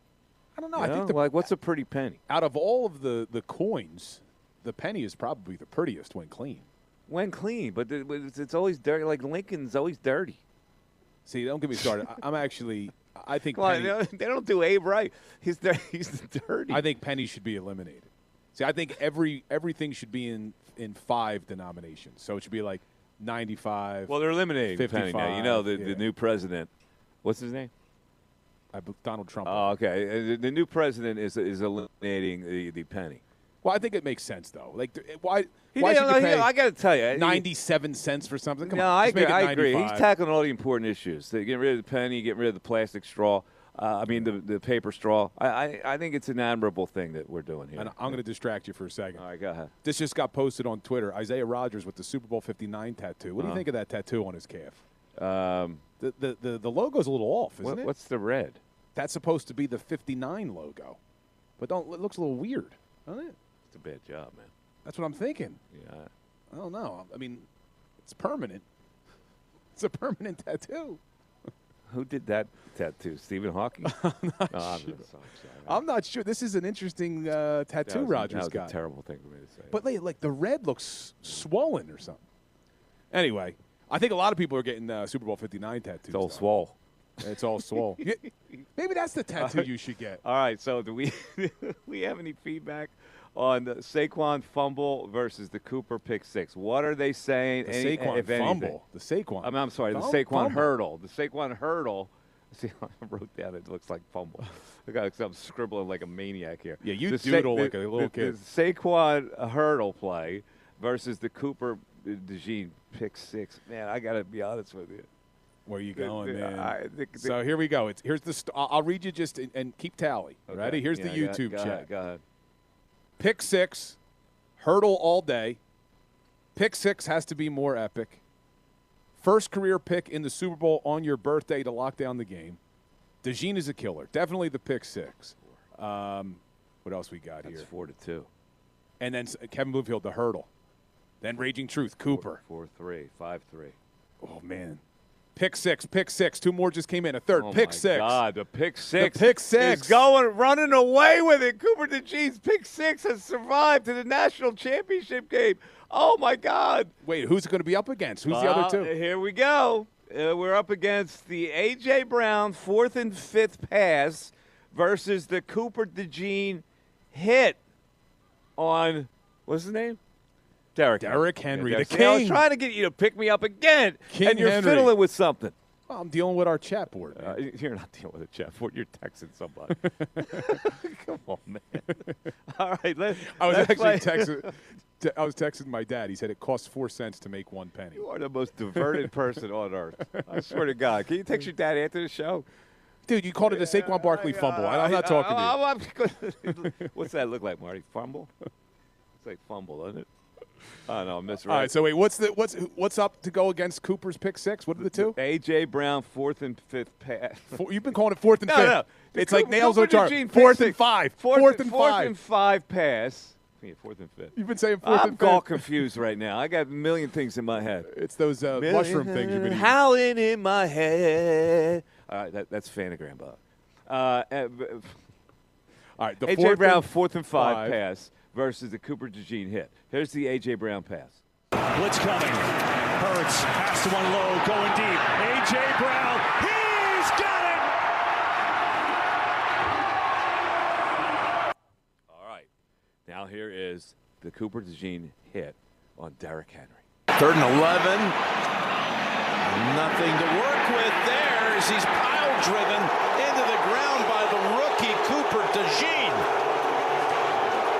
The Eagle bench is going ballistic over that play by the rookie against Derrick Henry, of all people. Oh, man. All right. Such a big play. So it is A.J. versus Cooper. And we're going to let it marinate a little bit because we have Bob from Mount Laurel is going to pick the championship. We got Bob from Mount Laurel. We're going to save him, and we're going to let the chat or the text board to decide who goes into the national championship game against Cooper's pick six. It could be Cooper against Cooper. It's not going to be. Which is going to be hard to believe, The early voting on the YouTube chat, the 4th and 5 pass to A.J. Brown in the NFC Championship is running away there with it is. Running away with it. A.J. Brown 4th and 5 pass versus the Cooper DeJean pick six has come out to be the game for the championship. Oh, my. Now, it's interesting how these things work Saquon gets out. nosed out. Saquon's not in the finals. The fact that the dagger, the Jalen Hurts pass 46 yards to Devontae Smith on the first play after a turnover on downs in the Super Bowl didn't make it to the finals is surprising to me. But a lot of surprising ones, but if the people speak, Bill. It's interesting to see what's going to win it, though. I think I know where it's going to be. I mean, you got a 4th and 5 in an NFC Championship game versus a pick six in a Super Bowl. I mean, how you leaning? How am I leaning? NFC Championship game. Yeah, I know where I'm leaning. Versus Super Bowl. I know exactly where I'm Yeah. leaning. If it's the choice of these two, I know where I'm leaning. But let's see where Bob from Mount Laurel is leaning. Bob, you're on 97.5 The Fanatic. Bob, your responsibility is larger than anything I can imagine. The responsibility to pick the championship game. Are you with us? Yeah, I'm with you. Can you hear me? I hear you, Bob. All right, so I Bob. got a couple thoughts. One is the play that never got into your top 32 because it didn't happen, and that was when Saquon would have broke the rushing record of all time. I wonder if that would have been Oh, the play that didn't happen where they didn't play him in the final game. Yeah, what a massive mistake that turned out to be. Huh? I guess not. All But right. I have to compliment you. This has been a lot of fun, and I think it'll help people remember. I don't think there's ever been an Eagles season that had so many iconic plays. I think you're right. I think we had some fun with this today. So, Bob, without further ado, it is A.J. Brown, the 4th and 5 catch versus Cooper DeJean's hit on Derrick Henry. I like the they're both Eagle fan favorites. I mean, you would have thought that Saquon would have won it with the hurdle. And I think for NFL, that will be played for a zillion years. But I got to go with A.J. Brown. I think that was a critical play. Ladies and gentlemen, a 3 seed wins the entire tournament. Hold on. I think he's confused. What? It was the 4th and 5 was up against the pick six in the Super Bowl. Did you realize that we're talking about those two plays? Oh, yeah, you're right. Would you have picked the 4th and 5 throw in the NFC right. I would have Championship gone with or the pick You're 6 right. I in the would have Super went Bowl? with the DeJean interception in the Super Bowl. The see, we Gene had to interception. clarify. All right. We almost had a false winner. There it is, and I happen to agree with it. So there it is, your championship. Cooper DeJean gets the play of the year for the Eagles, according to our Field of 32, the pick 6, which lit up the Super Bowl, and I happen to agree with that. It's a much bigger play than A.J. Brown, although A.J. Brown was important. The way I would rank it, Saquon's hurdle play got denied, but Cooper DeJean's pick 6 was a monster play, so I'm in on that, Bill. Are you? If I was given my top 3, Cooper DeJean pick 6 in the Super Bowl would have been my number 1. The dagger from Jalen Hurts to Devontae Smith when it's a 27-0 game would have been my second place. And then third place would have been the reverse hurdle that has become the logo of the entire season. Those would have been my top 3. All right, so the number 1 seed in the whole tournament was the Saquon backwards hurdle play, but it was denied. And so our winner, Cooper DeJean, as a rookie, gets in there and gets the play of the year, and he'll have many more to come. Oh, the kid who looks like he's 12 years old out of Iowa, he now can own the town. And you know what's amazing, Mike? We have all these memories we just relived. We're going to make a ton of new ones tomorrow at the parade, man. Yes, it's going we to be are. a We're beautiful gonna have day. fun. We hope to see everybody out there. That's like Brendan and Brandon here, and Marty, our engineer, did a fantastic job. Everybody have a great rest of the night. We'll see you tomorrow at the parade. Good night, everybody.